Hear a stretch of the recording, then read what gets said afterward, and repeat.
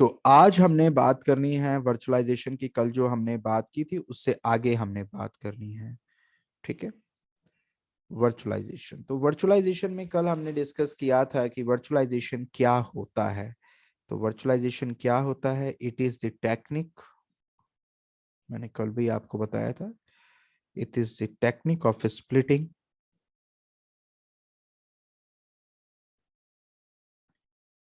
a physical resource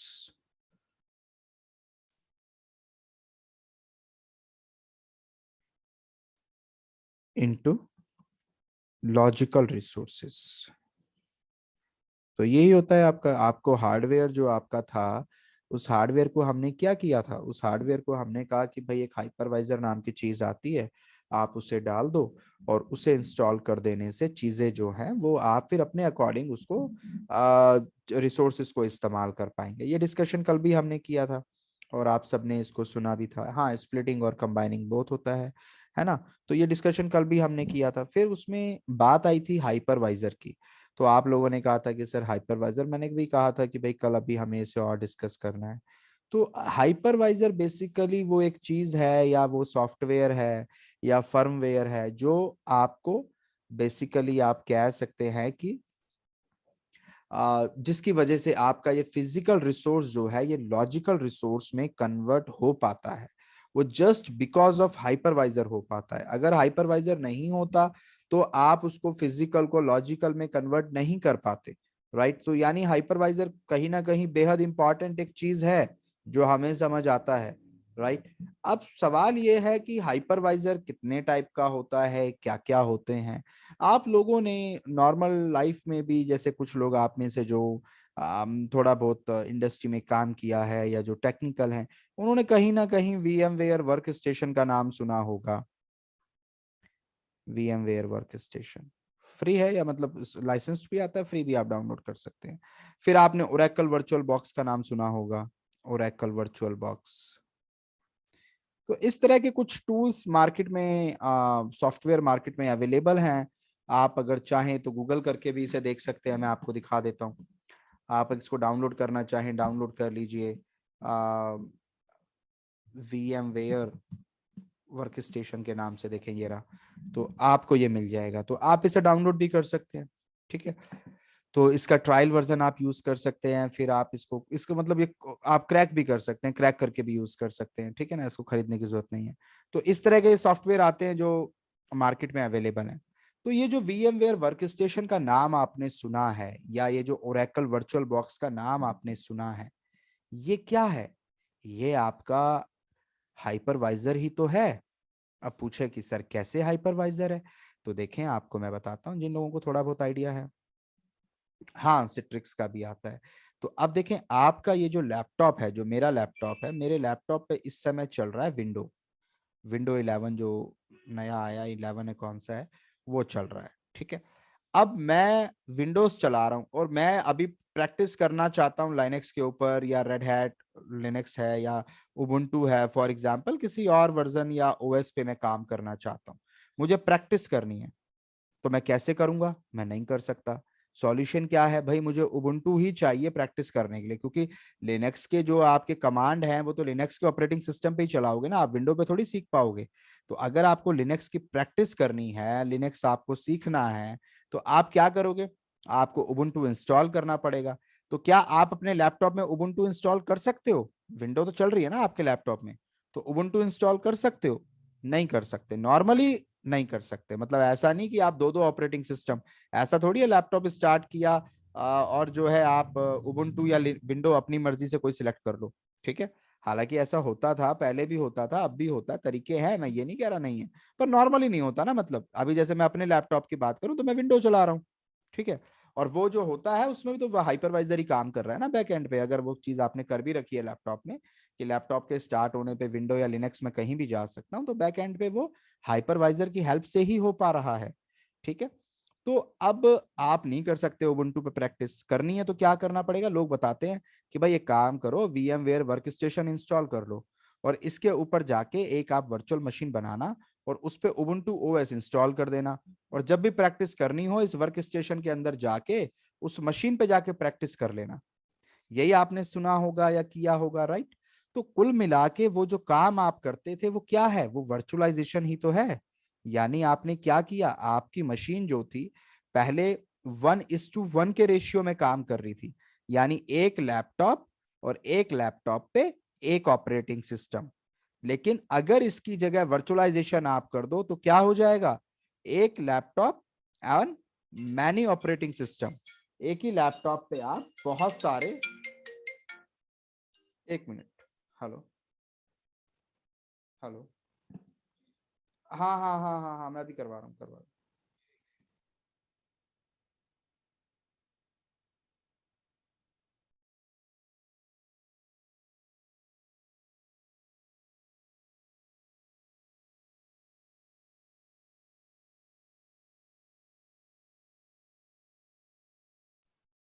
तो यहाँ पे 1:मैनी का मतलब वर्चुअलाइजेशन अगर आपने कर दिया तो आप अपने एक ही लैपटॉप पे मैनी ऑपरेटिंग सिस्टम चला सकते हैं। आप विंडो भी चला सकते हैं, आप रेड हैट भी चला सकते हैं, आप उबुंटू भी चला सकते हैं, जो भी आपकी मर्जी है, आप जो भी चलाना चाहें। उसके लिए क्या करना पड़ेगा, आपको वीएम क्रिएट करनी पड़ेगी, उसके ऊपर ऑपरेटिंग सिस्टम आप इंस्टॉल करने पड़ेंगे, राइट? सो ये जो है, देखिए आप जिस हेमराज, आप जिस हाइपरवाइजर की बात कर रहे हैं जो इनबिल्ट आता है विंडोज 10 के साथ, वो हाइपर वी होता है जो विंडोज का प्रोडक्ट है। दैट इज डिफरेंट थिंग, ठीक है? वो भी हाइपरवाइजर ही है विंडो का, उस पे भी आप वो सब कर सकते हो, वो ठीक है, वो चीजें होती हैं, हाइपर वी आता है। तो वो भी हाइपरवाइजर ही है ना, मतलब वो विंडो का अपना हाइपरवाइजर है, हाइपर वी के नाम से, है ना? तो अभी तो हम हाइपरवाइजर समझ रहे हैं, वो तो सब कंपनी के आते हैं, विंडो का हाइपर वी के नाम से आता है, ठीक है? तो हम हाइपरवाइजर की फिलहाल बात कर रहे हैं। तो यहाँ पे वर्चुअलाइजेशन जो है वो होने से हो पाया। लेकिन समझने वाली बात यह है कि ये जो VMware वर्क स्टेशन है, कंपनियां इनको इस्तेमाल नहीं करती। कंपनी जो होती है वो VMware वर्क स्टेशन या ओरेकल वर्चुअल बॉक्स इन्हें इस्तेमाल नहीं करती। ये सिर्फ आपके पर्सनल यूज के लिए होता है, ठीक है?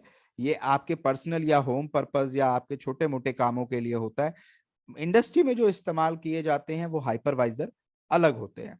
तो कुल मिला के हाइपरवाइजर दो टाइप के होते हैं, एक तो ये वाला जो VMware वर्कस्टेशन में बता रहा हूँ, एक वो वाला जो इंडस्ट्री में इस्तेमाल किया जाता है जिसका नाम, अगर मैं VMware की बात करूं तो ESXi के नाम से आता है। तो इससे हमें दो बातें पता चली। अच्छा, इससे भी एक और बात मैं आपको बताऊं। अब आपको मैं एक ऑप्शन देता हूं, जो लोग जानते हैं थोड़ा बहुत हाइपरवाइजर के बारे में, वो मुझे ये बताएं कि हाइपरवाइजर जो होता है वो हार्डवेयर होता है, या वो सॉफ्टवेयर होता है, या वो फर्मवेयर होता है, या वो सॉफ्टवेयर एंड फर्मवेयर दोनों होता है? Which option is correct, tell me. अगर आपके पास चार ऑप्शन हैं, A B C D, so which option is correct, tell मी।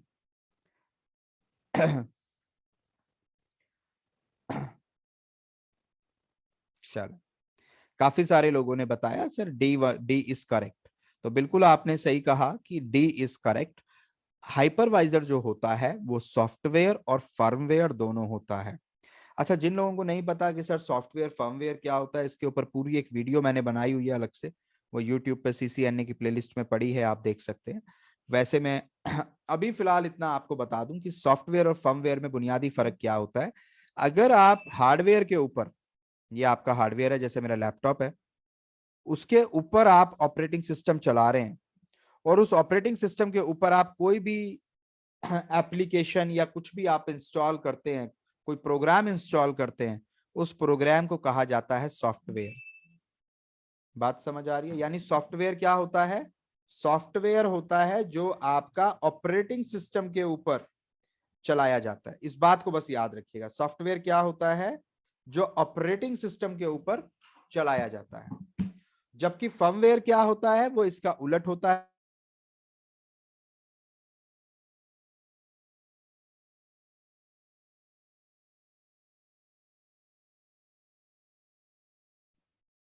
जबकि फर्मवेयर में क्या होता है, आपका जो हार्डवेयर है, सपोज ये मेरा लैपटॉप है, इस हार्डवेयर के ऊपर पहले आप फर्मवेयर को इंस्टॉल करोगे,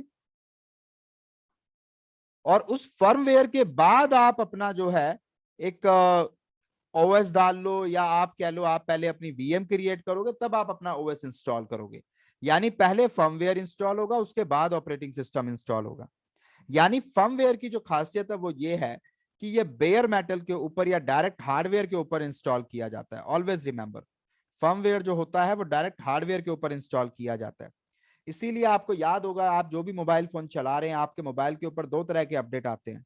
एक एंड्रॉयड का अपडेट आता है, और एक कई बार सैमसंग की तरफ से या जिस भी कंपनी का आप यूज कर रहे हैं फर्मवेयर का अपडेट आता है। कभी आपने ध्यान दिया होगा, फर्मवेयर अपडेट करके आपके पास आता है कि फर्मवेयर अपडेट के लिए आया है। तो अगर उन्होंने हार्डवेयर पे कुछ चेंजेस करने हैं, हार्डवेयर की कोई टेक्निकलिटीज के साथ अपडेट करना है, तो वो आपको फर्मवेयर अपडेट भेजते हैं। और फर्मवेयर अपडेट होता है जो सीधा हार्डवेयर के साथ कम्युनिकेट करता है, हार्डवेयर को आपस में जोड़ के रखता है, सारे हार्डवेयर को आपस में एक सिंगल यूनिट या मोबाइल की तरह काम करना सिखाता है, उसे कहते हैं फर्मवेयर। ठीक है, तो फर्मवेयर आपका एक बेसिक सा हार्डवेयर होता है। इसे आप ये भी कह सकते हैं कि ये इस हार्डवेयर का खुद का ऑपरेटिंग सिस्टम है, एक छोटा सा ऑपरेटिंग सिस्टम है जो इस हार्डवेयर को अपने खुद के चलाने के लिए चाहिए। आप इसको ऐसा भी समझ सकते हैं कि इस हार्डवेयर का अपना एक छोटा सा प्रोग्राम है जो उस सिचुएशन में काम आता है जब आपका खुद का ओएस खराब हो जाए, कुछ करप्ट हो जाए। तो ये फर्मवेयर की हेल्प से आप, जैसे वो करते नहीं है जो आपको याद होगा कि पहले के जमाने में जब टच वो कीपैड वाले फोन आते थे, तो किसी किसी बटन को एक साथ दो तीन बटनों को दबा के रखो तो फोन रीस्टार्ट हो जाता था, रीसेट हो जाता था। इवन टच स्क्रीन में भी अगर आप जाएं अपने सॉफ्टवेयर सेटिंग में और 7 बार क्लिक करें तो उसकी सेटिंग में जाके आप देखेंगे कि आपको डेवलपर मोड में ओपन हो जाता है आपका फोन। आपने कभी चेक किया हो तो आप चेक करिएगा, 7 बार क्लिक करने से उसके ऊपर जो है आप डेवलपर मोड में चले जाते हैं। तो ये कुछ बाय डिफॉल्ट ऐसी सेटिंग है जो फर्मवेयर पे हमने अपडेट की है कि बॉस अगर कुछ खराबी आ जाए तो आपने ऐसे ऐसे डेवलपर मोड में जाना है। तो ये कुछ चीजें होती हैं, ये कुछ बुनियादी चीजें हैं। तो कहने का मतलब जो आपका फर्मवेयर होता है, सॉरी जो हाइपरवाइजर होता है, वो दो टाइप का होता है। और ये मैं इसलिए पढ़ा रहा हूं, ये कोई AWS का पार्ट नहीं है, बट ये जरूरी है। अगर मैं इन्हें नहीं पढ़ाऊंगा तो फिर AWS को आप उतनी गहराई से नहीं समझ पाएंगे जितनी गहराई से समझना है। ठीक है, ये कहीं आपको कोई नहीं बताएगा, इस AWS के अंदर कोई बंदा इसको कवर नहीं करता, बट मैं हमेशा इसको कवर करता हूं क्योंकि मुझे ऐसा लगता है कि इसको कवर किए बिना आप AWS को ढंग से नहीं समझ पाएंगे। तो थोड़ा सा अंडरस्टैंडिंग के लिए यह टॉपिक जरूरी है। तो देखिए हाइपरवाइजर के बारे में पहले मैं लिख देता हूं कि हाइपरवाइजर क्या होता है। इट इज अ फर्मवेयर, आप लोग साथ साथ लिखते भी रहिएगा। इट इज अ फर्मवेयर और you can say software which is used to create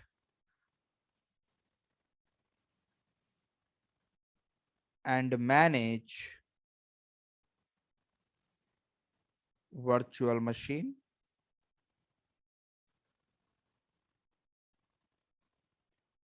on a physical host. Okay, आप यहां पे ये भी लिख सकते हैं, अ hypervisor directly interacts with the physical computer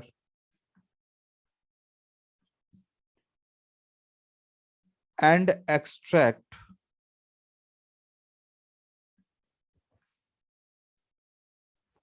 physical resources like CPU, memory, etc., and distribute them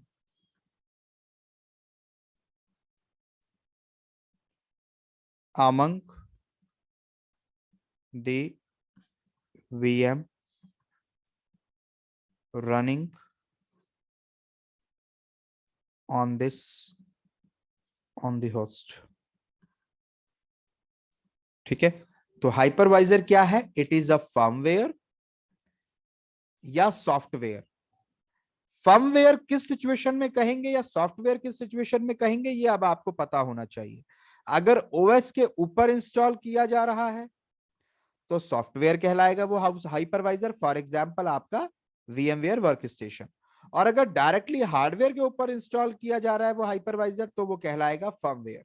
तो हाइपरवाइजर दोनों टाइप का आपका हो सकता है। तो there are two type of hypervisors. Types की अगर मैं बात करूं, एक को कहते हैं टाइप 1 हाइपरवाइजर और दूसरे को कहते हैं टाइप 2 हाइपरवाइजर। टाइप 1 हाइपरवाइजर वही है जिसे मैं फर्मवेयर कह रहा हूं, और टाइप 2 हाइपरवाइजर वही है जिसे मैं सॉफ्टवेयर कह रहा हूं। कुल मिला के टाइप 2 के ऊपर आपका हार्डवेयर होगा, हार्डवेयर के ऊपर आपका ऑपरेटिंग सिस्टम होगा, ऑपरेटिंग सिस्टम के ऊपर आपका हाइपरवाइजर होगा। ठीक है, फिर उसके ऊपर आप अपना ओएस इंस्टॉल करोगे। इन केस ऑफ टाइप 1 आपका सीधा हार्डवेयर होगा और हार्डवेयर के ऊपर आपका हाइपरवाइजर इंस्टॉल होगा। बात समझ आ रही है? This is the difference between these two hypervisors. ठीक है, टाइप 1 एंड टाइप 2। अब ये भी एक सवाल आता है विक्रम का कि डायरेक्ट हार्डवेयर पर कैसे हो जाएगा सर इंस्टॉल। तो मुझे ये बताएं कि ऑपरेटिंग सिस्टम डायरेक्ट लैपटॉप के ऊपर कैसे इंस्टॉल हो जाता है। Tell me. विंडोज लैपटॉप के ऊपर जब आप लैपटॉप खरीद के लाते हैं, एक डॉस लेके आते हैं, तो उस पे विंडो कैसे इंस्टॉल हो जाती है फिर? विक्रम, आपको समझ आ रहा है मैं क्या पूछ रहा हूं? हमारे लैपटॉप पे विंडो कैसे इंस्टॉल होती है? क्योंकि वो बूटेबल फाइल होती है, और जैसे ही आप उस बूटेबल फाइल को आप लगाते हैं, मशीन समझ जाती है कि ये कोई ऑपरेटिंग सिस्टम इंस्टॉल करने की बात हो रही है, और वो आपको स्टेप्स बताता चला जाता है और उसको सपोर्ट भी करता है, उस बूटेबल फाइल को, उस ISO इमेज को या बूटेबल फाइल को, राइट। यानी मशीन के पास पहले से कुछ ऐसा है आपके लैपटॉप में जिसको पता है कि ये बूटेबल फाइल है और इसको कैसे रीड करना है और कैसे इसकी कमांड्स को एक्सेप्ट करना है। Try to understand this concept कि लैपटॉप भी आप जब खरीद के लाते हैं ना, तो उसमें भी फर्मवेयर पड़ा हुआ होता है। ठीक है, उस वही फर्मवेयर होता है जो आपके ओएस को समझता है कि बॉस ये ऑपरेटिंग सिस्टम और इसे इंस्टॉल किया जा रहा है अब। ठीक है, तो कोई भी हार्डवेयर जो मार्केट में मिलता है उसका खुद का एक छोटा सा ऑपरेटिंग सिस्टम होता है जिसको आप फर्मवेयर कहते हैं। वो आपके लैपटॉप का भी होता है, वो आपके मोबाइल का भी होता है, वो हर इलेक्ट्रॉनिक डिवाइसेस के अंदर जनरली आपको मिलेगा, जिसे आप फर्मवेयर कहते हैं। ओके, समझ आ रहा है? जिन्होंने पूछा था क्या नाम था, या अभी भी कोई डाउट है? बाकी लोग क्या पूछ रहे हैं? कुछ के और भी सवाल आ रहे हैं। सर टाइप 1 मींस EXIS, हाँ ESXi मतलब, हाँ वो ठीक है, वो ठीक है, ठीक है, ठीक है। सो यहां पे आपका जो है टाइप 1 और टाइप 2 दो टाइप का हाइपरवाइजर होता है। तो अगर आपसे कोई पूछे कि टाइप 1 हाइपरवाइजर के एग्जांपल बता दो, तो आपने ESXi का नाम लेना है, या और भी आते हैं, सिट्रिक्स का जैन सर्वर आता है। ठीक है, जैन नाम से आते हैं, सिट्रिक्स जैन हाइपरवाइजर, या माइक्रोसॉफ्ट का जैसे वो बता रहे थे हाइपर वी के नाम से आता है, माइक्रोसॉफ्ट का हाइपरवाइजर हाइपर वी के नाम से। ठीक है, और AWS का जो हाइपरवाइजर आता है वो नाइट्रो के नाम से आता है। ठीक है, तो सबके अपने अपने हाइपरवाइजर आते हैं। ऐसे टाइप 2 में अगर आप बात करें तो ये आपके पर्सनल यूज के लिए होते हैं। इसमें आता है VMware वर्कस्टेशन, VMware वर्कस्टेशन इसमें आता है, और यहाँ पे ओरेकल वर्चुअल बॉक्स आपका आता है, और फिर भी बहुत सारे मार्केट में अवेलेबल हैं। आप वो चेक करेंगे गूगल के ऊपर तो आपको पता चल जाएगा। तो हाइपरवाइजर बुनियादी तौर पे दो तरीके का होता है। ठीक है, न्यूटेनिक्स है, अब वो हजारों कंपनियां हैं, देखें सबकी अपने अपने हाइपरवाइजर मार्केट में अवेलेबल है। ठीक है, हुआवे का भी अपना आता है, सबके अपने आते हैं। तो ये एक बात हो गई हाइपरवाइजर की। तो इस हाइपरवाइजर ने हमारी उस प्रॉब्लम को सॉल्व कर दिया जिसका जिक्र मैं कल कर रहा था, कि बस अब अगर आप चाहें तो आपके एक हार्डवेयर है और उस हार्डवेयर पे आपके पास 256 GB की रैम है और आपके पास 2 TB की हार्ड डिस्क है, तो आप क्या कर सकते हैं, आप इसके ऊपर एक हाइपरवाइजर इंस्टॉल करें और उस हाइपरवाइजर के ऊपर आप अपनी वर्चुअल मशीन क्रिएट करें। आपने जितनी भी क्रिएट करनी है आप उतनी क्रिएट करें, उनको रिसोर्सेज एलोकेट करें। जितने यहां पर हैं आप इतने ही दे सकते हैं, मैक्सिमम, इससे ज्यादा नहीं दे सकते भाई, जितनी चीज अवेलेबल है। अब आपके पास 1 किलो सपोज करें कि रसगुल्ले अवेलेबल हैं, तो आप 2 किलो तो नहीं बांट सकते ना, आपके पास है ही 1 किलो, आप 2 किलो कैसे बांट दोगे? तो सिंपल सी बात है, जितने रिसोर्सेज आपके पास अवेलेबल हैं आप उन्हीं डिस्ट्रीब्यूट कर सकते हैं। 256 से ज्यादा नहीं कर पाएंगे, और 256 भी आप नहीं कर पाएंगे। इसमें भी आपको जो यूजेबल मिलेगा वो 248 या 246 के आसपास मिलेगा, क्योंकि 7-8 GB आपके हाइपरवाइजर को खुद के लिए भी चाहिए चलाने के लिए। ठीक है, तो जो यूजेबल बचेगा उसे आप एलोकेट कर सकते हो। उसमें से कुछ आप इसको दे दो, कुछ आप इसको दे दो, कुछ आप इसको दे दो। पर इससे बेनिफिट ये है कि जहां आप एक हार्डवेयर चला पा रहे थे या एक मशीन चला पा रहे थे, आपने मल्टीपल वर्चुअल मशीन क्रिएट कर दी, और अब आप इन मल्टीपल वर्चुअल मशीन पे अपने अलग अलग काइंड के सर्वर चला सकते हैं। ठीक है। अच्छा, किसी का मैसेज आया है, can chat be disable, very disturbing. Guys देखिए, औरों को डिस्टर्ब हो रहा है इसमें। बिल्कुल सही बात है, मैं आई कैन अंडरस्टैंड, इसीलिए मैं इवन मैंने बोलना भी डिसेबल किया हुआ है, बिकॉज आई कैन अंडरस्टैंड कि कितनी डिस्टरबेंस इससे क्लास में होती है।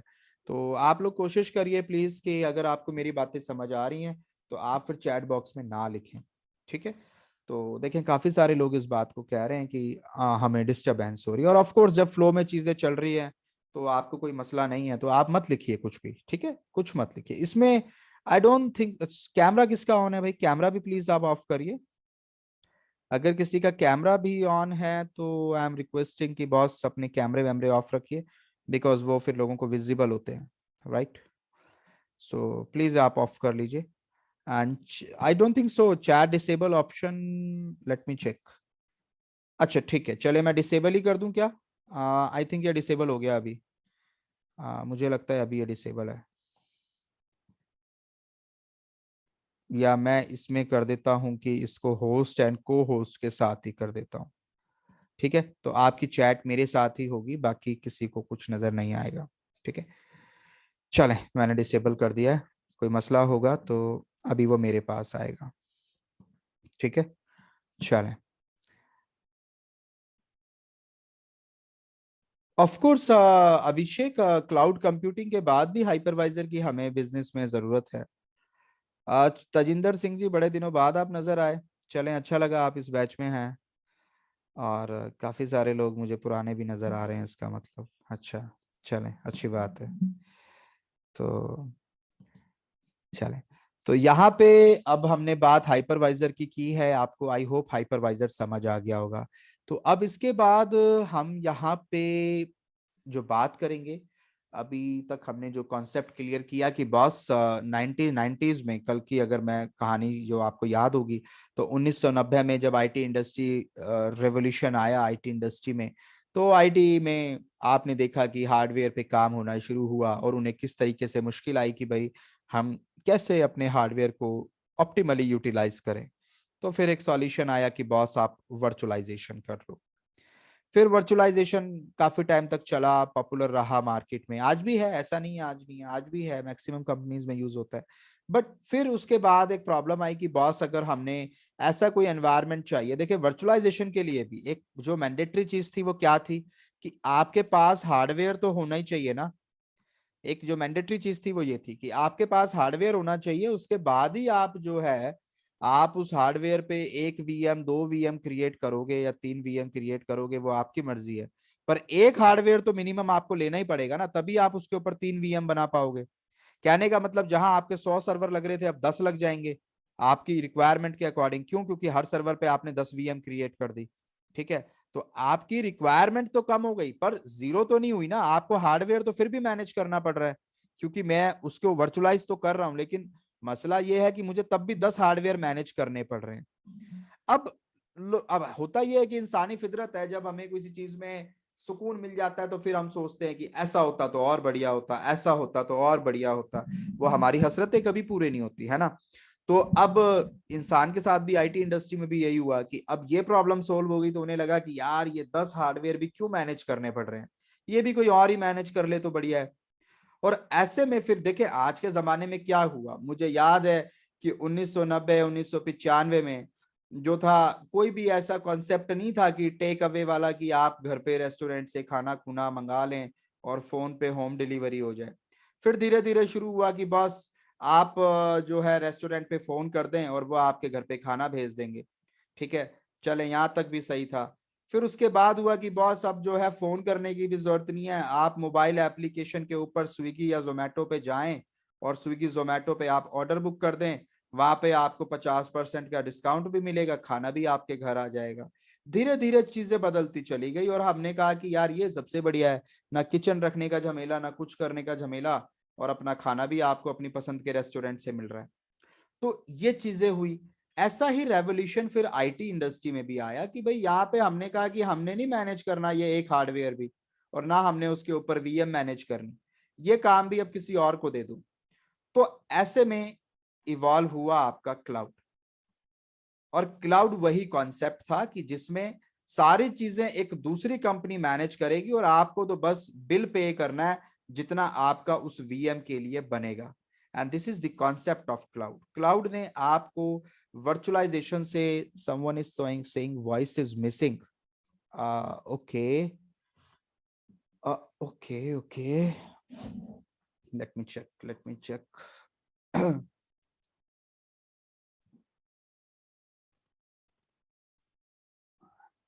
अच्छा, कुछ कह रहे हैं क्लियर है, ओके फाइन, ओके फाइन, चले कोई नहीं, माइट बी पॉसिबल, देखिए मशीन है, कुछ भी हो सकता है, ठीक है।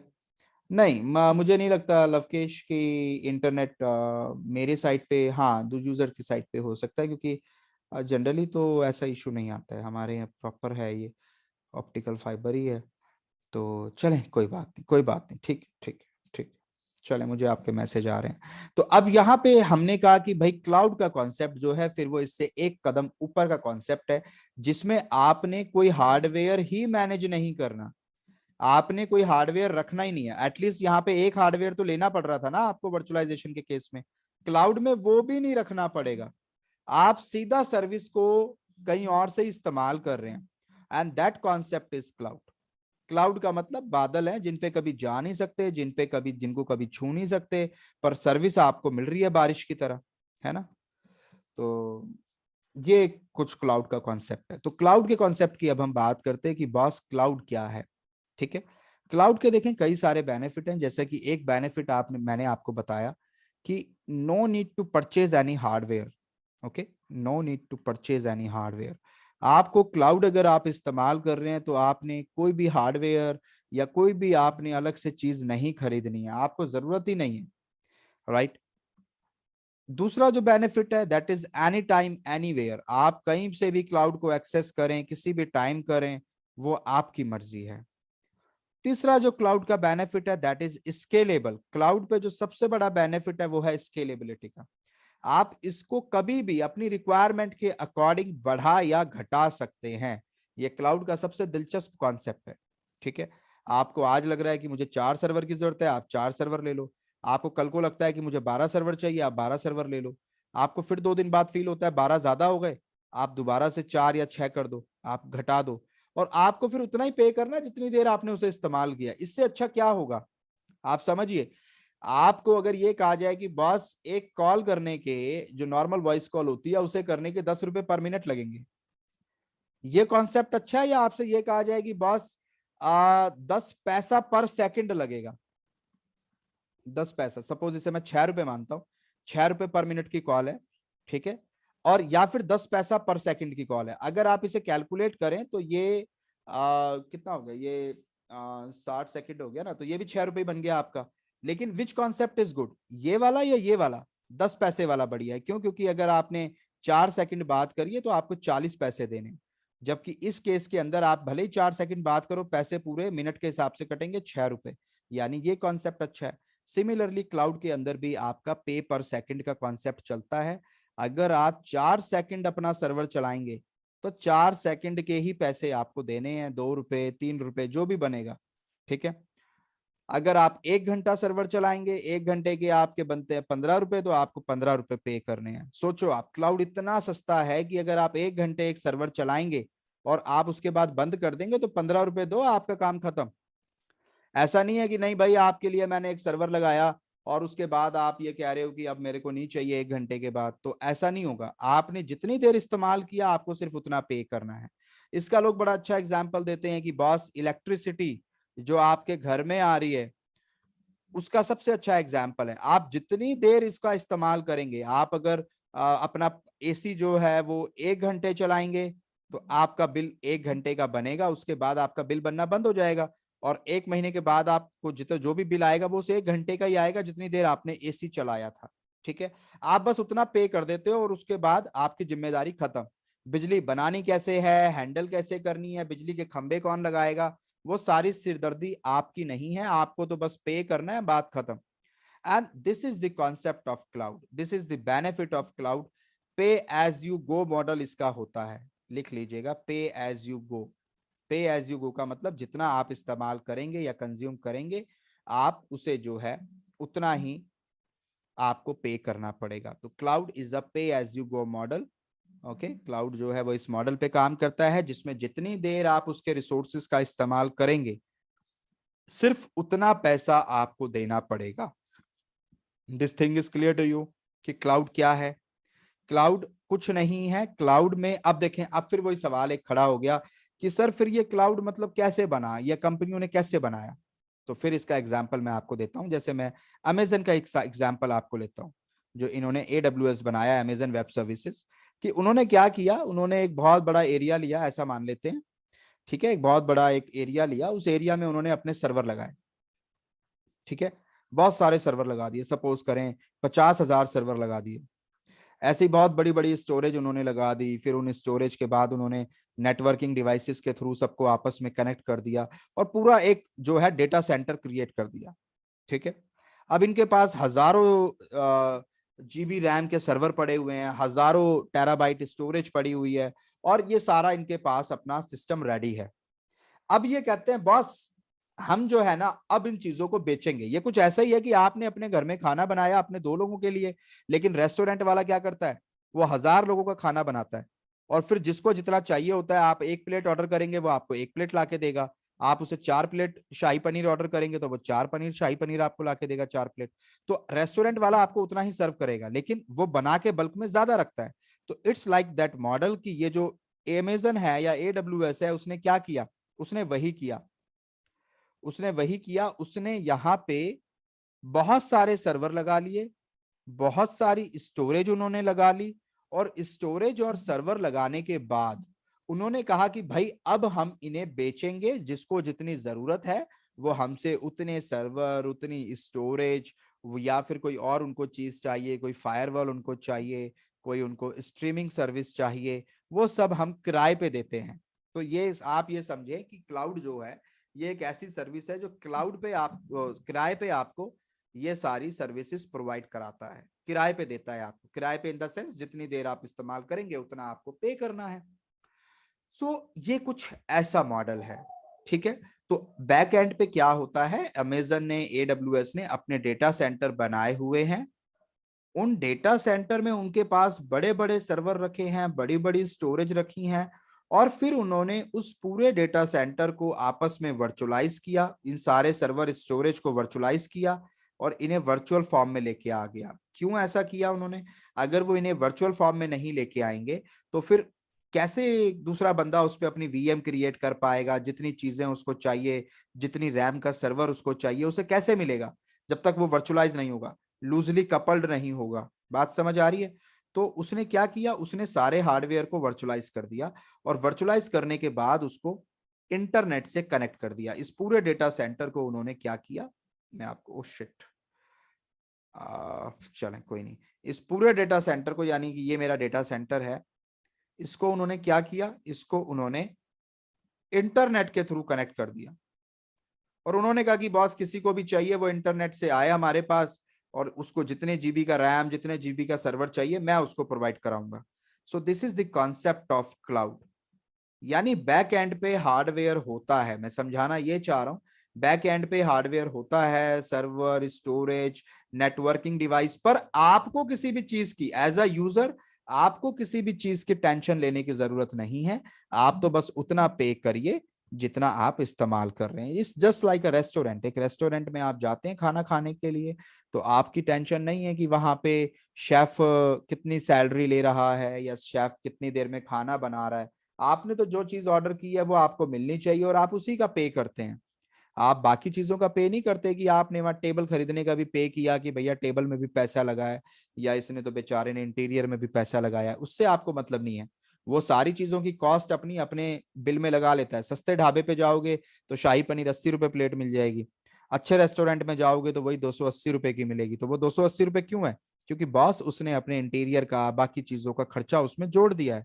तो क्लाउड में भी ऐसा ही है, आपको जो सर्विस मिलती है उसमें उनकी सारी कॉस्टिंग जुड़ी हुई होती है, अलग से वो कुछ भी आपसे नहीं लेते हैं। यहाँ पे सुष्मिता ने एक सवाल पूछा है कि सर आप लूजली कपल्ड और टाइटली कपल्ड बता देंगे। तो देखें, लूजली कपल्ड और टाइटली कपल्ड का कॉन्सेप्ट बिल्कुल नाम से ही क्लियर है। अगर किसी चीज को टाइटली कपल्ड आप कहते हैं तो उसका क्या मतलब है, और अगर किसी चीज को आप लूजली कपल्ड कहते हैं तो उसका क्या मतलब है। तो इसको आप ऐसे समझें कि आप अगर एक मोटरसाइकिल लेके आते हैं या एक साइकिल लेके आते हैं, तो ये जो साइकिल है आपकी, जो भी आप साइकिल बना लें इसे, ये पेडल है, चले जैसे भी है, चले कोई बात नहीं, बना दी, चले ये साइकिल है। अभी ये आपको जो है ये टाइटली कपल्ड दिख रही है, यानी एज अ सिंगल सिस्टम दिख रही है। लेकिन अगर आप देखें तो आप इस पहिए को भी बाहर निकाल सकते हैं, इसको, इसका पेच खोल के इसको बाहर निकाल सकते हैं, इसका पेच खोल के इसे बाहर निकाल सकते हैं, ये जो पीछे कैरियर लगा होता है इसको खोल के निकाल सकते हैं, सीट को निकाल सकते हैं, पूरी साइकिल को आप खोल सकते हैं। और उसी कॉन्सेप्ट को डीकपल्ड कहा जाता है, यानी चीजों को अलग अलग करना। ठीक है, अगर देखा जाए तो ये साइकिल जो है ये लूजली कपल्ड कहलाएगी। क्यों? क्योंकि इसकी सारी चीजों को आपस में खोला जा सका, सबको अलग अलग कर सकते हैं हम। जब हमने पेच लगा के इकट्ठा कर दिया तो हमने उसको टाइटली कपल्ड कर दिया। लूजली कपल्ड का मतलब होता है ऐसी चीज जिसे आसानी से अलग अलग किया जा सके, अलग अलग किया जा सके, या छोटे छोटे हिस्सों में बांटा जा सके। लेकिन इस साइकिल की जगह अगर मैं एग्जाम्पल लूं एक आपके घर के टेबल का, या आपके फॉर एग्जाम्पल एलईडी टीवी का, तो एलईडी टीवी को आप, अच्छा वहां भी आप कर सकते हैं, आप उसको उसको भी कर सकते हैं। चले मैं उसका एग्जाम्पल नहीं लेता, मैं एग्जाम्पल लेता हूं आपका, सपोज करें आपकी लोहे की अलमारी का, जो आपके घर में लगी होती है ना, अलमीरा जिसे आप कहते हैं, उसका। क्या वो अलमीरा को आप अलग अलग कर सकते हैं? नहीं कर सकते। क्यों नहीं कर सकते, मैं बताता हूं। क्योंकि उनकी उसके अंदर वेल्डिंग हो रखी होती है, वेल्डिंग को तोड़ना पड़ेगा। अब वेल्डिंग को तोड़ के जहां जहां अलमीरा में वेल्डिंग हो रखी है, लोहे की चादरें वेल्डिंग करके बनाई गई हैं, तो वो क्या कहलाएगी? टाइटली कपल्ड कहलाएगी, जो आसानी से अलग नहीं की जा सकती। टुकड़े करने पड़ेंगे, तोड़ना पड़ेगा, उसकी अपनी एक्चुअल जो सिचुएशन है उसको आपको डैमेज करना पड़ेगा, तब जाके वो अलग होगी। And that situation is called tightly coupled. Loosely coupled का मतलब है जो इस अवस्था में हो कि उसे अलग अलग किया जा सके। इसका एक एग्जाम्पल आपको और देता हूं। आपने सपोज करें ये आपके पास है, ये एक मैं आपको बताता हूं कि सपोज करें ये आपके पास एक वो है, क्या बोलते हैं उसको, वाटरमेलन। ठीक है, ये वाटरमेलन है आपके पास एक, ठीक है ना, ये एक वाटरमेलन आपके पास है। अभी ये वाटरमेलन अगर मैं कहूं तो ये किस सिचुएशन में है? ये टाइटली कपल्ड सिचुएशन में है। क्यों? क्योंकि अभी इसका हिस्सा नहीं कर सकते आप इसको बिना काटे। ट्राई टू अंडरस्टैंड, अभी ये टाइटली कपल्ड सिचुएशन में है। वर्चुअलाइज कर देने का मतलब है कि मैंने इस वाटरमेलन को काट के इसके छोटे छोटे पीस कर दिए। इसको एक कॉन्सेप्ट के लिए आपको जस्ट एग्जांपल देके समझा रहा हूं। छोटे छोटे पीस कर दिए, पूरे वाटरमेलन को छोटे छोटे पीसेस में डिवाइड कर दिया। अब किसी बंदे को अगर 4 पीस चाहिए तो उसको 4 पीस दे दिए, किसी को अगर 2 पीस खाने के लिए चाहिए उसको 2 पीस दे दिए, किसी को 1 पीस खाने को चाहिए उसे 1 पीस दे दिया। अब मैं अपने अकॉर्डिंग डिस्ट्रीब्यूट कर सकता हूं इन रिसोर्सेज को, क्योंकि अब ये लूजली कपल्ड मैंने कर दिए। ठीक है, मैंने उसी को क्या कर दिया, मैंने लूजली कपल्ड कर दिया। अब मैं उनको बांट सकता हूं जिसको भी जिसके हिसाब से चाहिए। हाँ जी, आपका एग्जाम्पल भी बड़ा माशाल्लाह बड़ा खूबसूरत है। गर्लफ्रेंड जो होती है वो लूजली कपल्ड होती है, वाइफ जो होती है वो टाइटली कपल्ड होती है। क्योंकि आप अगर बीवी से अलग होना चाहते हैं तो आपको डाइवोर्स लेना पड़ेगा, और अगर आप गर्लफ्रेंड से अलग होना चाहते हैं तो आपने बस टाटा बाय बाय कहना है, ब्रेकअप ले लेना है, बस चले जी हम नहीं कल से साथ घूम सकते, और बस अलग हो जाना है। चले खैर, इतना आसान नहीं होता गर्लफ्रेंड से भी अलग होना है। तो ये तो नहीं पता होता है, वो एक शायर ने एक शेर कहा है कि कुछ तो मजबूरियां रही होंगी, यूं ही कोई बेवफा नहीं होता। तो वही ऐसा नहीं है।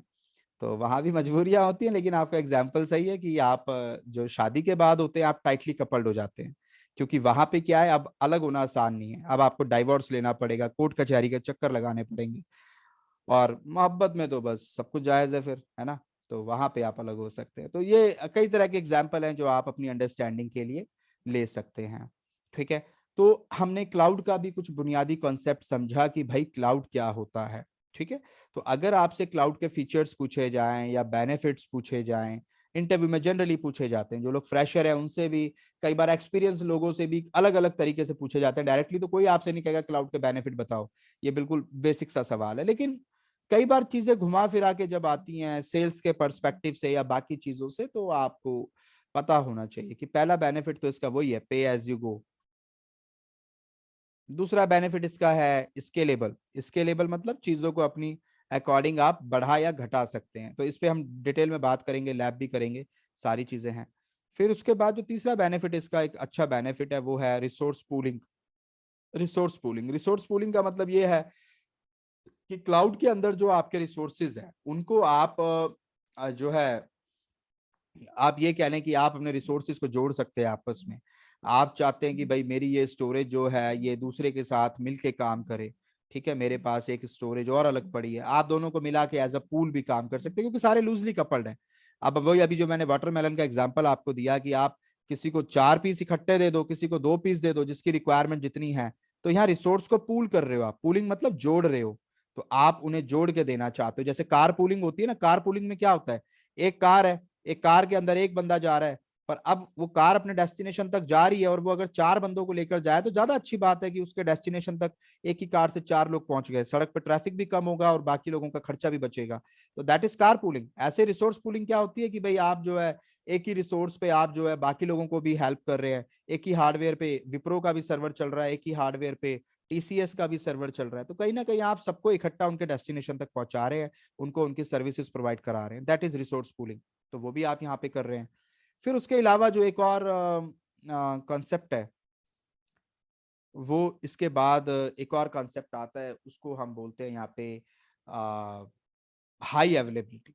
हाई अवेलेबिलिटी जो आपको यहाँ पे मिलती है, क्लाउड की जो सर्विसेज हैं वो आपकी हाई अवेलेबल, यानी 24/7 आपके लिए अवेलेबल होती हैं। आप व्हाट्सएप को रात में चलाएं, दिन में चलाएं, रात के 4 बजे चलाएं, कोई भी प्रॉब्लम नहीं है। राइट। तो हाई अवेलेबल होती हैं। इसके बाद और भी बहुत सारे फीचर्स या बहुत सारी चीजें हैं, बट ये कुछ बेसिक चीजें हैं जो आप इंटरव्यू में अगर कभी कोई आपसे पूछ ले तो क्लाउड के कुछ इंपॉर्टेंट फीचर्स या बेनिफिट कुछ भी आप कह लें, तो ये कुछ बुनियादी फीचर हैं जो क्लाउड के होते हैं, जो उसको खास बनाते हैं या हर कंपनी को अट्रैक्ट करते हैं क्लाउड का इस्तेमाल करने के लिए। आज क्यों सारी कंपनियां क्लाउड पे जा रही हैं, क्यों सारी कंपनियां क्लाउड पे जाना चाहती हैं, यही तो एक रीजन है। इसके अलावा एक और रीजन है, नो मेंटेनेंस। भाई अगर आप अपनी कंपनी में अपना हार्डवेयर रखेंगे तो उसको मेंटेनेंस की जिम्मेदारी आपकी है। अगर वो डाउन होता है उसको अप करने की जिम्मेदारी आपकी है। लेकिन यहाँ पे आपकी जिम्मेदारी नहीं है। यहाँ पे तो आपने सीधा बस कॉलर पकड़ लेना है अमेजन वालों का कि भाई क्यों नहीं मेरी ये सर्विस चल रही है, बताओ मेरे को, है ना। तो यहाँ पे क्या है, मेंटेनेंस की आपको परवाह नहीं है। Right, zero maintenance, you can say zero maintenance.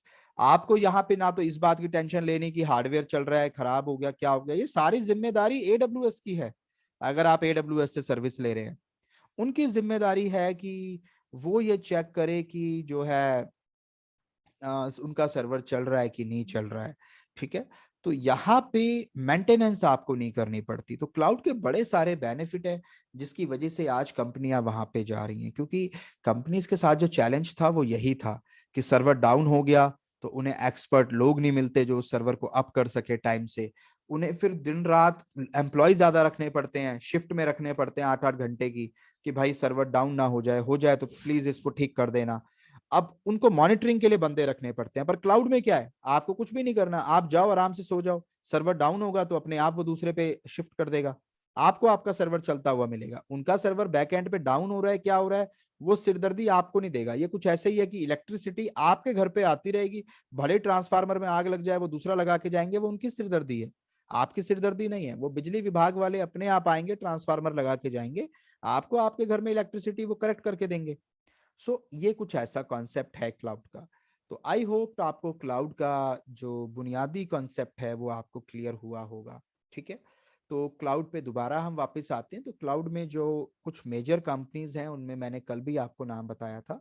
AWS top पे है, सेकंड नंबर पे माइक्रोसॉफ्ट का प्रोडक्ट एज्योर के नाम से आता है, एज्योर क्लाउड इसको बोलते हैं, और तीसरे नंबर पे गूगल क्लाउड अब आ गया है मार्केट में। आप ट्रेंड भी देखना चाहें तो आप खुद भी गूगल कर सकते हैं। वैसे तो क्लाउड सर्विस प्रोवाइडर बहुत हैं, लेकिन आप यहाँ पे जाएं और आप लिखें टॉप क्लाउड सर्विस प्रोवाइडर, तो आपको यहाँ पे नजर आ जाएंगे टॉप 10 क्लाउड सर्विस प्रोवाइडर कौन से हैं, या किस तरीके से हैं। कहीं भी किसी भी वेबसाइट पे आप देखें, ये जो है चार्ट है, ये काफी पॉपुलर चार्ट है गार्टनर का, हालांकि ये 2019 का है। जो इनका नया चार्ट आया है उसमें माइक्रोसॉफ्ट थोड़ा सा ऊपर आ गया है और गूगल क्लाउड भी यहाँ पे आ गया है। चैलेंजर्स में आई थिंक अभी कोई नहीं आया, अभी भी ये सब इसी में है, तीसरे ऑक्टेट में है, ठीक, क्वाड्रेंट में है, सॉरी। तो यहाँ पे देखें लीडर कौन है। 2019 में नहीं, 21 का भी जो इनका चार्ट है ना, उसमें भी अमेजन नंबर 1 पे ही है। हाँ, माइक्रोसॉफ्ट थोड़ा सा ऊपर आ गया और गूगल थर्ड नंबर पे है। तो ये लीडर है मार्केट में। बाकी अभी कुछ उभरते हुए प्लेयर जो हैं वो अलीबाबा है, ओरेकल है, IBM है, ये कुछ उभरते हुए प्लेयर आप कह सकते हो। हालांकि अलीबाबा इंडिया में आ चुका है और काफी सस्ता है इन कंपैरिजन टू इन सारे क्लाउड से, बट अभी वो उतना पॉपुलर नहीं है just because of Chinese cloud, क्योंकि चाइनीज क्लाउड होने की वजह से उस पर लोग नहीं जाना चाहते। ठीक है, इनका मार्केट परसेंटेज कितना है और क्या है वो आप खुद भी गूगल कर लीजिएगा, बिकॉज ये सारी चीजें इंटरनेट पे पड़ी हुई हैं। ठीक है, मैंने ये सारी चीजें इसीलिए जस्ट आपको अभी शो किया है कि ये सब कुछ इंटरनेट पे है, नो नीड टू वरी, आपको वहां पे दिख जाएगा। ठीक है, तो आपको बस टॉप सर्विस क्लाउड प्रोवाइडर याद रखने हैं। तो ये मैंने आपको बता दिए कि एज्योर टॉप पे है, उसके बाद सॉरी AWS टॉप पे है, उसके बाद एज्योर है, फिर गूगल क्लाउड है। आपने अपनी जर्नी को स्टार्ट किया है AWS के साथ। इसके बाद लेटर ऑन आप चाहें तो आप एज्योर सीख सकते हैं, गूगल क्लाउड सीख सकते हैं, तीनों ही क्लाउड्स को आप सीख सकते हैं। तीनों को ही सीखने में एज सच कोई परेशानी आपको नहीं आएगी। आप जितने ज्यादा क्लाउड्स के बारे में जानते होंगे, जितने ज्यादा क्लाउड पे आपको काम करना आता होगा, इंडस्ट्री में आपके प्रमोशन के चांसेस, आपके जॉब के चांसेस उतने ही बेहतर होते चले जाएंगे। ठीक है, तो ये सारी चीजें हाँ यहाँ पे हैं। फिर इनके अपने सर्टिफिकेशंस आते हैं, जिनकी कल भी हमने बात की थी। AWS के जो सर्टिफिकेशन आते हैं, मैं आपको वो भी दिखा देता हूँ। ये सब मैं इसलिए दिखा रहा हूँ स्टार्टिंग की क्लासेस में, सो दैट आपको क्लियर रहे कि आप लाइफ में क्या करने वाले हैं, आपको क्या क्या करना है। AWS सर्टिफिकेशन पे अगर हम जाएं तो यहाँ पे आप देख सकते हैं, आपने इसके ऑफिशियल वेबसाइट पे जाना है और यहाँ आपको नजर आएगा। आप अपना एग्जाम भी शेड्यूल कर सकते हैं, बट अभी मैं आपको दिखाता हूँ। ये देखें, ये इनके सर्टिफिकेशन है। 3 लेवल इनके होते हैं, एसोसिएट होता है, प्रोफेशनल होता है, और इनका एक एक्सपर्ट लेवल होता है। जो सर्टिफिकेशन अभी जैसे सॉल्यूशन आर्किटेक्ट की बात करें तो ये सॉल्यूशन देखें, ये रहा। आर्किटेक्ट में इनके पास सॉल्यूशन आर्किटेक्ट एसोसिएट लेवल का है, फिर इनके पास सॉल्यूशन आर्किटेक्ट प्रोफेशनल लेवल का है, फिर सिसॉप्स है, डेवऑप्स है, फिर इनका डेवऑप्स इंजीनियर प्रोफेशनल का एक कॉमन एग्जाम है जो आप सिसॉप्स के बाद भी दे सकते हैं या डेवऑप्स के बाद भी दे सकते हैं। फिर अब इन्होंने कुछ स्पेशलिटी प्रोग्राम निकाले हैं एज पर योर एक्सपीरियंस। जैसे कुछ लोग नेटवर्किंग में, CCNA में, सर्वर एडमिन में बहुत अच्छे हैं, जिन्होंने विंडो सर्वर 16 पे 12 पे अच्छा काम किया है, वो एडवांस नेटवर्किंग स्पेशलिटी का कोर्स करके क्लाउड पे जाके वही सारे काम कर सकते हैं। कुछ लोग जो डेटाबेसेस में बहुत अच्छे हैं, जिन्होंने माई सिक्वल, ये जो माई SQL है या मोंगोडीबी है या कैसेंड्रा है, उन पे काम किया है, और वो क्लाउड पे सेम डेटाबेसेस पे काम करना चाहते हैं, तो वो उस फील्ड में सर्टिफिकेशन ले सकते हैं। Along with that data analytics, machine learning, security, इनके ऊपर इनके अलग से सर्टिफिकेशन आ गए हैं। इनमें क्या क्या है, क्या क्या नहीं है, वो चीजें आप यहाँ पे क्लिक करेंगे तो आपको पता चल जाएंगी। तो इस तरीके से आप ये कर सकते हैं। अगर आपने अपना एग्जाम शेड्यूल करना है, आप शेड्यूल एंड एग्जाम पे जाएंगे और यहाँ पे आपको नजर आएगा, ये यहाँ पे आपको साइन इन करना है, और मैं यहाँ पे साइन इन करता हूँ। आई थिंक अगर मैं अपने से ही करूँ तो हो जाएगा, या मुझे, लेट मी चेक।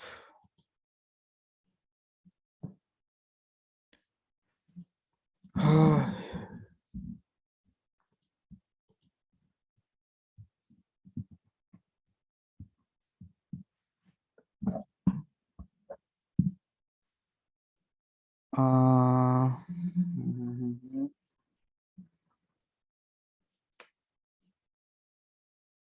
इसके लिए आपको एक अकाउंट बनाना ही पड़ेगा, आपको एक अपना अकाउंट, अलग से अकाउंट बनाना पड़ेगा।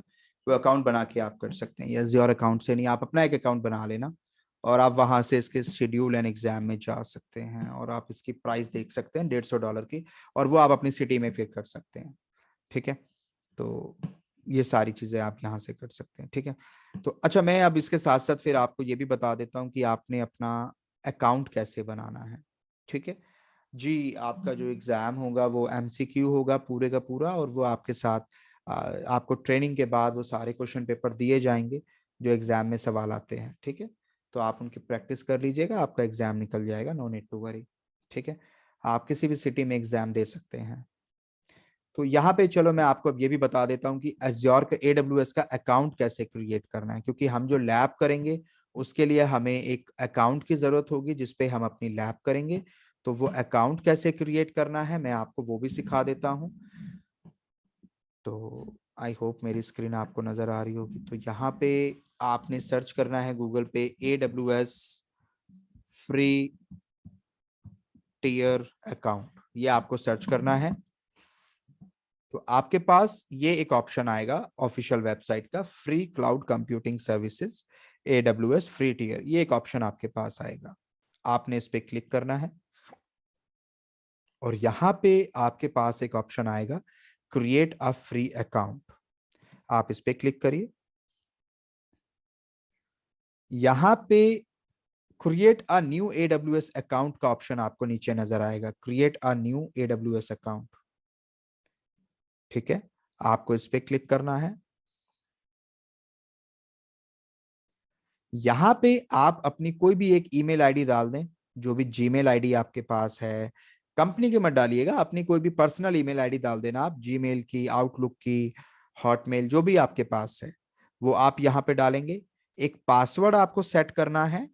उसके बाद अपना AWS अकाउंट नेम, जिस चाहते हैं कि जब मैं अकाउंट में लॉगिन करूं तो क्या नाम नजर आए, तो आप अपना ही नाम रखिएगा यहाँ पर। ठीक है, ज्यादा एक्सपेरिमेंट मत करिएगा, अपना ही नाम यहाँ पे रखिएगा। जैसे ही आप ये डिटेल फिल करेंगे आप नेक्स्ट पे जाएंगे। फॉर एग्जांपल जैसे मैं यहाँ पे कुछ भी टाइप कर देता हूँ टेस्टिंग के लिए, जस्ट चेक कर देता हूँ मैं। ठीक है, और इसके बाद मैं यहाँ पे पासवर्ड रखता हूँ, पासवर्ड @123, एंड यहाँ पे भी password @123, and AWS account name is AWS, and this email is not correct, I think ये फाइंड आउट नहीं कर रहा है फॉर्मेट। तो new email 123, is it correct, करके देखते हैं।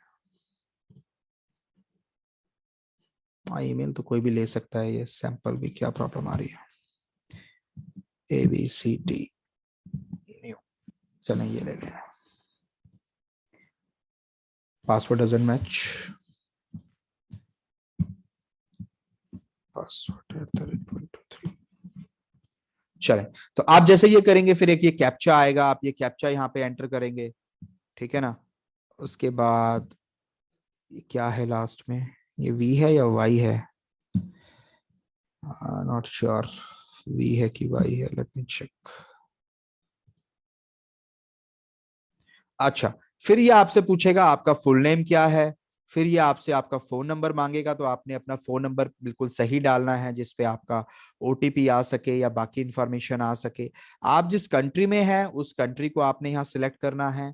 अपना एड्रेस आपको वो डालना है जो पैन कार्ड पे आपके पड़ा हुआ है या आपके ID प्रूफ पे पड़ा हुआ है।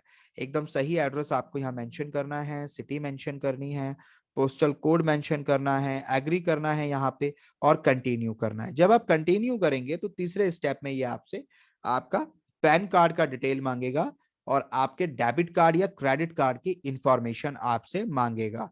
ठीक है, तो आपने क्रेडिट कार्ड का इस्तेमाल करना है, वो वीजा होना चाहिए, मास्टर कार्ड कई बार नहीं काम करता है, वीजा जनरली एक्सेप्ट हो जाते हैं। डेबिट कार्ड से भी आप बना सकते हैं, क्रेडिट कार्ड से भी बना सकते हैं, किसी से भी आप ये अकाउंट बना सकते हैं। अकाउंट जैसे ही आप क्रेडिट कार्ड इंफॉर्मेशन डालेंगे ये आपको बोलेगा कि हम जो है आपको एक ऑफिशियल नोटिफिकेशन भेजेंगे, एक चेकिंग वो करेंगे, तो ₹2 आपके वो काटेंगे आपके कार्ड से। वो इसलिए वो काटते हैं ताकि उन्हें ये पता चल सके कि ये कार्ड वर्किंग है या फेक है। ठीक है, ताकि लोग ज्यादा अकाउंट ना बना पाए। तो आपका वो कार्ड लिया जाता है। उसका दूसरा बेनिफिट ये भी होता है कि कल को अगर आप अपनी सर्विस अपग्रेड करना चाहते हैं तो उसी कार्ड से आप अपडेट कर सकते हैं। तो आपने अपनी क्रेडिट कार्ड या डेबिट कार्ड की इंफॉर्मेशन डालनी है। वो सारी इंफॉर्मेशन फिल करने के बाद, अपना पैन कार्ड मेंशन करने के बाद, आप जैसे जैसे स्टेप्स को फॉलो करते जाएंगे आपका अकाउंट क्रिएट हो जाएगा। जिस ईमेल आईडी और पासवर्ड को आपने फर्स्ट स्टेप पे भरा था, जो आपका प्रीवियस स्टेप था, वो आपको याद रखना है। अगली बार से आपने उसी से लॉग इन करना है। तो मैं आपको 10 मिनट का टाइम दे रहा हूं सभी को। और पैन कार्ड ही आपको डालना होगा अगर आप इंडिया में हैं। आप pan card mandatory, I think वो ऑप्शनल है। पैन कार्ड अगर आप नहीं डालेंगे तो भी चल जाएगा। और पैन कार्ड आप किसी और का भी डाल सकते हैं। फॉर एग्जाम्पल, आपका नहीं बना हुआ, आपके घर में भाई का, बहन का, किसी का भी है, तो किसी का भी पैन कार्ड डाल दीजिए। ये जरूरी नहीं है कि जिसका क्रेडिट कार्ड है उसी का पैन कार्ड होना चाहिए। पैन कार्ड आप किसी का भी लगा सकते हैं। और अगर वो ऑप्शनल है तो आप स्किप भी कर सकते हैं। ठीक है, तो आप वो चेक कर लीजिएगा। वो पहले ऑप्शनल था, अभी वो शायद जो है मैंडेटरी है या ऑप्शनल है, आप चेक कर लीजिएगा। ठीक है, वैसे आप डाल दीजिए, कोई फर्क नहीं पड़ेगा, कोई रिस्की नहीं है। ठीक है। और ये भी, अब ये भी एक डर है कि आप कहेंगे सर हमने कार्ड की डिटेल डाल दी है तो फिर ऐसा तो नहीं है कि हमारे पैसे कट जाएंगे। तो आपके पैसे कभी भी खुद ब खुद नहीं कटेंगे। 1 साल के लिए फ्री है, 12 महीनों के लिए। 12 महीने तक आप यहाँ पे फ्री में लैब को कर सकते हैं। तो एक काम करें, मैं आपको 10 मिनट का टाइम दे रहा हूं, आप पहले ये अकाउंट ही क्रिएट कर लो, सो दैट अगर किसी को दिक्कत आ रही है तो मैं उनको हेल्प कर दूंगा। तो आप फटाफट से उसको अपडेट कर लीजिए। अगर आपका पुराना अकाउंट था वो खत्म हो गया है तो नया बना लो, क्योंकि आपके पास तो एक से ज्यादा कार्ड डेफिनेटली होंगे। रुपे कार्ड नहीं चलेगा, पहले ही बता रहा हूं, कोई रुपे कार्ड से ट्राई ना करे। रुपे कार्ड नहीं चलता है, वीजा या मास्टर कार्ड आपका होना चाहिए। मेक श्योर आप वीजा या मास्टर कार्ड का ट्राई करें। और बेटर होगा वीजा से पहले ट्राई करें अगर आपके पास मल्टीपल ऑप्शंस अवेलेबल हैं। ठीक है, इसके साथ करिए ट्राई, फटाफट से सभी लोग ट्राई करिए जैसे जैसे मैंने स्टेप्स बताए हैं। आपने ऑफिशियल वेबसाइट पे जाना है, यही है, आप इसको देख लीजिए यहाँ पे यूआरएल में। और यहाँ पे जाके आपने अपना अकाउंट क्रिएट करना है। सारी चीजें फिल करिए, अपना अकाउंट क्रिएट करिए और मुझे बताइए। मैं आपको 10 मिनट दे रहा हूँ, सभी लोग कर लीजिए। सभी लोग इसको करिए। नहीं, आप सेम कार्ड को दोबारा यूज नहीं कर सकते, सेम एक कार्ड को एक ही बार किया जाता है।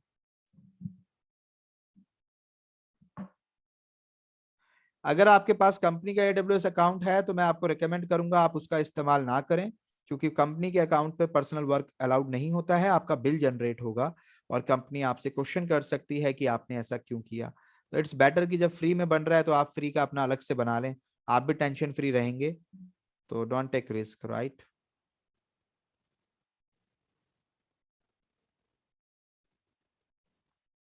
सो चलिए सभी लोग कर लीजिए पहले फटाफट से। और अगर किसी को कोई इश्यू आता है तो मैं फिर आपकी हेल्प करता हूँ। सेम नेम से, सेम मोबाइल नंबर से आप दूसरा अकाउंट बना सकते हैं, कोई प्रॉब्लम नहीं है। पर ईमेल आईडी अगर पहले यूज हो गई है तो आपको नई ईमेल आईडी का इस्तेमाल करना पड़ेगा। ठीक है, तो फटाफट से आप अपना अकाउंट क्रिएट करिए, फिर हम आगे की चीजें डिस्कस करते हैं।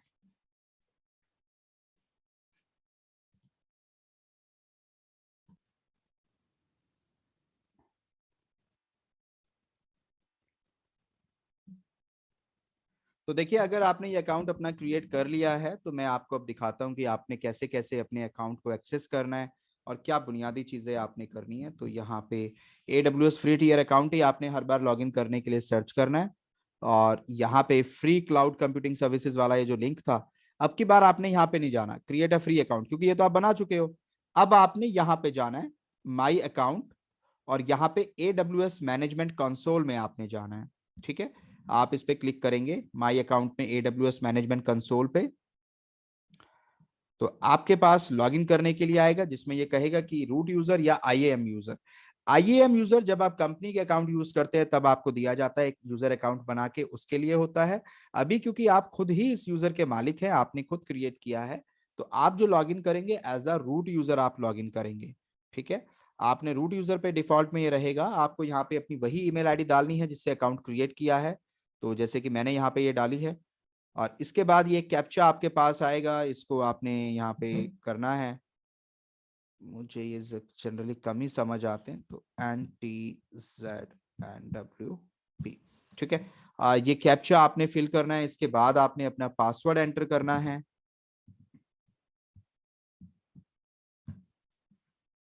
और कुछ इस तरीके से आपको आपका AWS का मैनेजमेंट कंसोल नजर आएगा। ठीक है, तो मैं आपको ये भी दिखा देता हूं।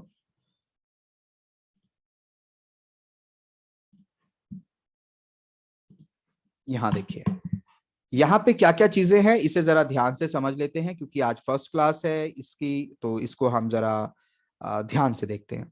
ओके, तो देखें जरा, ये आपका होता है होम बटन। मेरे मार्कर पे ध्यान दीजिएगा, मैं जहां जहां मार्क कर रहा हूं, आप इस पे क्लिक करेंगे तो आप होम पेज पे वापस आ जाएंगे।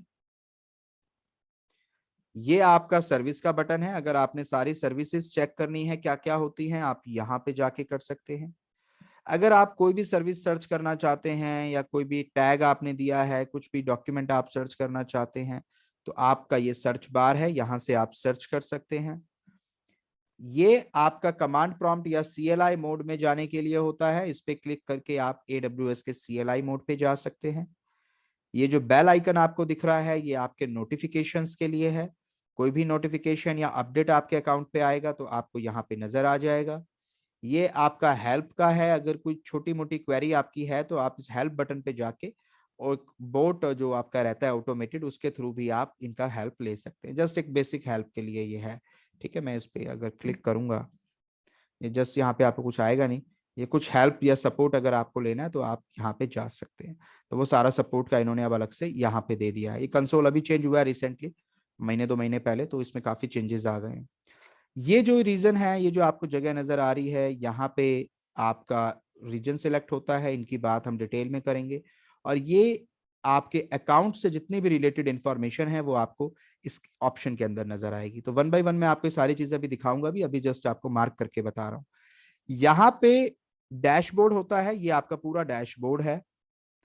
इस डैशबोर्ड पे आपको वो चीजें नजर आएंगी जो आपने रिसेंटली इस्तेमाल करी हैं। जो जो सर्विस मैंने रिसेंटली इस्तेमाल करी है वो मुझे यहाँ पे नजर आ रही है, आप देख सकते हैं। राइट साइड में अगर आप कोई डॉक्यूमेंटेशन पढ़ना चाहते हैं, कोई चीजें पढ़ना चाहते हैं, वो आपको हमेशा राइट साइड में नजर आएंगी। और अगर आप इसे स्क्रॉल डाउन करके नीचे की तरफ जाएंगे तो आपको कुछ और इन्होंने चीजें, कुछ गेटिंग स्टार्टेड विद AWS और इस तरीके से कुछ बेसिक बुनियादी बातें यहाँ पे बताई हैं कि एक VM कैसे लॉन्च की जा सकती है। इसके ट्यूटोरियल्स अब इन्होंने यहाँ पे डाले हैं, पहले ये नहीं थे, अब इन्होंने यहाँ पे ये ट्यूटोरियल अपडेट कर दिए हैं।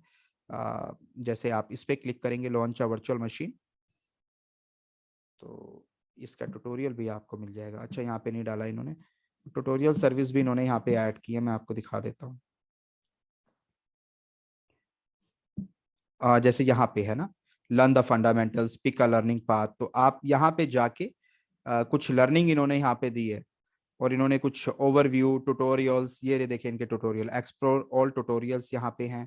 यहाँ पे इन्होंने अकाउंट से रिलेटेड अगर आपने पढ़ना है तो 20 मिनट का एक दिया हुआ है इन्होंने, ये आप यहाँ पे पढ़ सकते हैं। EC2 बैकअप और बाकी सारी चीजों के बारे में ये सारे यहाँ पे ट्यूटोरियल्स भी अब इन्होंने मेंशन कर दिए हैं, जहां से आप काफी कुछ खुद से भी लर्न कर सकते हैं। तो ये चीजें आपको यहाँ मिल जाएंगी। ठीक है, तो ये आपको यहाँ पे मिलता है। तो ओवरऑल ये अकाउंट में है। अब मैं आपको वन बाय वन चीजें करके भी दिखा देता हूँ। जैसे फॉर एग्जांपल देखें, मैं यहाँ पे EC2 पे हूँ। ठीक है, मैं यहाँ पर हूँ, तो मैं जैसे ही इस AWS वाले बटन पे क्लिक करूंगा, जैसा कि मैंने बताया ये होम बटन है, मैं जैसे ही क्लिक करूंगा ये देखें मैं अपने होम पेज पे वापस आ गया।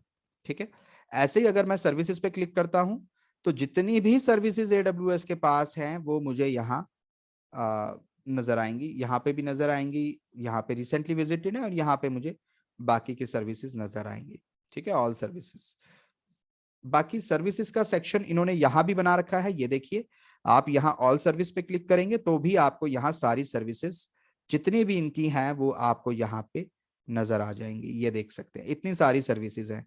इवन इनके पास सैटेलाइट से रिलेटेड भी है, रोबोटिक्स से रिलेटेड भी है, IoT से रिलेटेड बहुत सारी चीजें हैं। कुछ सर्विसेज तो इन्होंने अभी ही ऐड की हैं रिसेंटली। ठीक है, तो कई सारी चीजें हैं जो आपको यहाँ पे मिल जाएंगी। ठीक है, तो आप इन सब के बारे में, और ये सब कुछ हमें नहीं पढ़ना है। ठीक है, ये सब कुछ किसी को भी नहीं पढ़ना होता, इवन जो AWS में 10 साल से काम कर रहा है उसको भी नहीं पढ़ना होता। ठीक है, सर्विसेज यहाँ पे आपकी अपनी इंडस्ट्री के अकॉर्डिंग और आपकी अपनी रिक्वायरमेंट के अकॉर्डिंग धीरे धीरे धीरे धीरे आप सीखना शुरू करते हैं और आप ये सीखते जाते हैं। तो ऐसा नहीं सोचना कि ये सारा कुछ मुझे आएगा तो ही मैं नौकरी पा सकता हूँ, ऐसा कुछ भी नहीं है। अगर आपको 2-4 सर्विसेज की भी अच्छी खासी नॉलेज है, अंडरस्टैंडिंग है, तो आप आराम से क्लाउड में काम कर सकते हैं। ठीक है, तो यहां से आप सर्विसेज पे आ सकते हैं। सर्च में अगर सपोज करें आपको सर्च करना चाहते हैं, जैसे मैं वीपीसी सर्च करना चाहता हूं, तो मैं वीपीसी यहाँ टाइप करूंगा। वीपीसी से रिलेटेड जो भी चीजें होंगी वो मुझे यहाँ सर्च में नजर आ जाएंगी। मुझे लगता है मुझे उस पर जाना है, मैं जा सकता हूँ। ट्यूटोरियल पे जाना है, आप ट्यूटोरियल पे क्लिक करिए। नॉलेज आर्टिकल्स पे जाना है, नॉलेज आर्टिकल पे क्लिक करिए। मार्केट प्लेस पे जाना है, ये सारी चीजें यहाँ पे हैं। अब आपकी मर्जी है, आप इसमें से कौन सा ऑप्शन सिलेक्ट करना चाहते हैं, आप वहां पे जा सकते हैं। तो ये आपका सर्च का फीचर है जो मैंने आपको समझा दिया है। फिर यहाँ पे ये आपका CLI मोड है, इस पे अगर आप क्लिक करते हैं तो ये देखें आपका ये क्लाउड शेल आ जाएगा जिसपे आप काम कर सकते हैं। तो ये आपका कमांड लाइन इंटरफेस है। ठीक है, तो आप यहाँ पे अपने क्लाउड शेल पे भी काम कर सकते हैं। तो फिलहाल मुझे इसकी जरूरत नहीं है।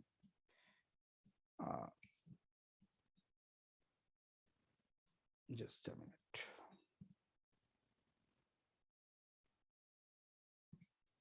ये भी जस्ट इन्होंने अभी अपडेट किया। जनरली हम हमेशा इससे काम करते भी नहीं है। हम बेसिकली जो करेंगे वो अगर हमने करना भी होगा अपने लैपटॉप पे ही AWS का CLI आता है, उसे इंस्टॉल करके उसके थ्रू काम कर सकते हैं। डायरेक्ट जाना चाहे तो आप यहाँ से चले जाएं, आपकी मर्जी है। ठीक है, फिर यहाँ पे आप हेल्प में जा सकते हैं। जैसे कि कई बार क्या होता है कि आप लोगों का बिल बन गया गलती से, आप कंपनी में काम कर रहे हैं और किसी सर्विस का आपका अननेसेसरी बिल बन गया, या कोई सर्विस है जो डिलीट नहीं हो रही है और आपको लगता है कि ये डिलीट करनी जरूरी है, नहीं तो बिल बढ़ता जा रहा है, तो आप सपोर्ट पे जाके टिकट रेज कर सकते हैं। आपको सपोर्ट पे क्लिक करना है। यहाँ पे आप अपना सब्जेक्ट सिलेक्ट करेंगे। उसके लिए कुछ नहीं करना, आपने यहाँ पे क्रिएट केस पे क्लिक करना है। आपका केस क्रिएट हो जाएगा। यहाँ पे आप अपना टॉपिक डालें कि क्या सपोर्ट आपको चाहिए। क्या बिलिंग में कोई सपोर्ट आप चाहते हैं, क्या सर्विस लिमिट आप बढ़वाना चाहते हैं, क्या टेक्निकल सपोर्ट आपको कुछ चाहिए, जो भी आपको चाहिए वो आप ले सकते हैं। लेकिन ये अब इन्होंने अनअवेलेबल कर दिया है। पहले ये बीच में था कुछ फ्री, आपको 2-4 टिकट्स मिलते थे, अभी तो नहीं है, unavailable under the basic support. But अगर आप ये टेक्निकल सपोर्ट भी इनसे लेना चाहते हैं और फ्री अकाउंट में ही, तो आप बिलिंग एंड अकाउंट को ही सिलेक्ट कर लो और इसके थ्रू आप अपनी जो भी क्वेरी है वो रख दो, क्योंकि आपकी है तो अल्टीमेटली बिलिंग से रिलेटेड, क्योंकि आप उस मशीन को बंद करना चाहते हो ताकि बिल ना बने। तो आप उसको बिलिंग में ही डाल दीजिए। टेक्निकल सपोर्ट जनरली नहीं मिलता है, वो आपको पेड सर्विस में मिलता है। एज्योर में भी और AWS में भी, सभी जगह टेक्निकल सपोर्ट जो होता है वो वैसे पेड में ही रहता है, बेसिक में ये लोग नहीं देते हैं। पर अगर बेसिक में लेना चाहते हैं तो आप इसको अकाउंट एंड बिलिंग को सिलेक्ट करें, अपना टॉपिक सिलेक्ट करें और डिस्क्रिप्शन में लिख दें यहाँ पे सारी बात आपके साथ क्या क्या हुआ है। और फिर कांटेक्ट आप कैसे करवाना चाहते हैं, कि वो आपको फोन करें या ईमेल करें, वट वो ऑप्शन आप सिलेक्ट कर सकते हैं और सबमिट कर दीजिए, आपके पास कॉल आ जाएगी। ठीक है, तो इस तरीके से आप अपना सपोर्ट उनसे ले सकते हैं। फिर अभी एक डिस्कशन चल रहा था कि हमें कैसे पता चलेगा हमारा बिल कितना बना है, हमारा अकाउंट में क्या चीजें अवेलेबल हैं।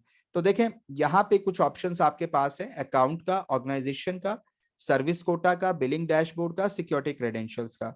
मैं सर्विस कोटा पे अगर क्लिक करता हूं तो मुझे पता चलेगा अभी कितना कितना मेरा पेंडिंग है, फ्री लिमिट में मेरा क्या क्या पेंडिंग है। देखिए मेरे डैशबोर्ड में मुझे नजर आ रहा है कि मेरे पास अथेना के लिए 4 हैं, इसके लिए ये है, मेरा EC2 का है। टोटल कोटा मेरा 77 का अवेलेबल है। ठीक है, इसमें भी बेसिकली ये कोटा जो होता है ये आवरली बेसिस पे या थ्रूपुट थ्रेशोल्ड जो आपका थ्रूपुट रहता है उसके बेस पे रहता है। जैसे कि EC2 इंस्टेंसेस की बात करें तो ये आपको हर महीने 720 घंटे मिलते हैं, वो भी T2 माइक्रो के। ऐसा नहीं कि किसी भी सर्वर के, T2 माइक्रो जो है वो 720 घंटे आप एक सर्वर चला सकते हो। अगर आप एक महीने में 2 T2 माइक्रो चला के रखते हो तो फिर वो उसके आधे हो जाएंगे, यानी टोटल 720 घंटे मिलते हैं। एक सर्वर चलाओगे तो 720 घंटे चला सकते हो, 2 चलाओगे तो आधा हो जाएगा।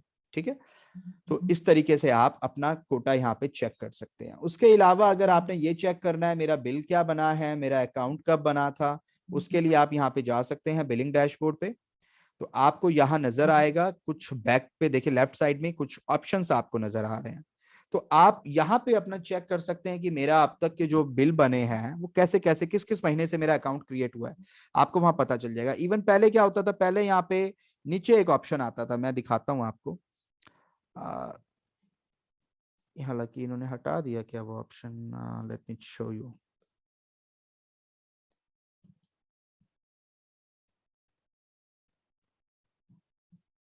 ये देखें यहाँ पे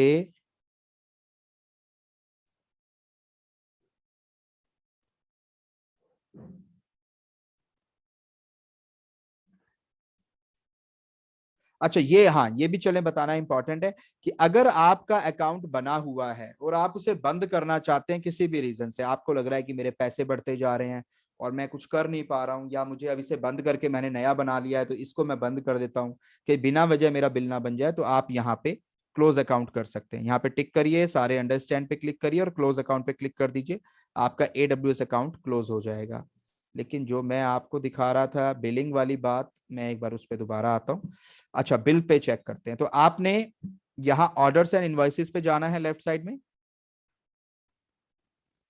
और देखें आपके अब तक कितने इनवॉइस क्रिएट हुए हैं आपको यहाँ नजर आ जाएंगे। जैसे मेरे केस में मेरे 2 इनवॉइस क्रिएट हुए हैं, 16/11 को और 4/12 को। तो इस हिसाब से आपको पता चल जाएगा आपका अकाउंट कितना पुराना है। ठीक है, यहाँ पे आपको आपके इनवॉइसेस नजर आ रहे होंगे।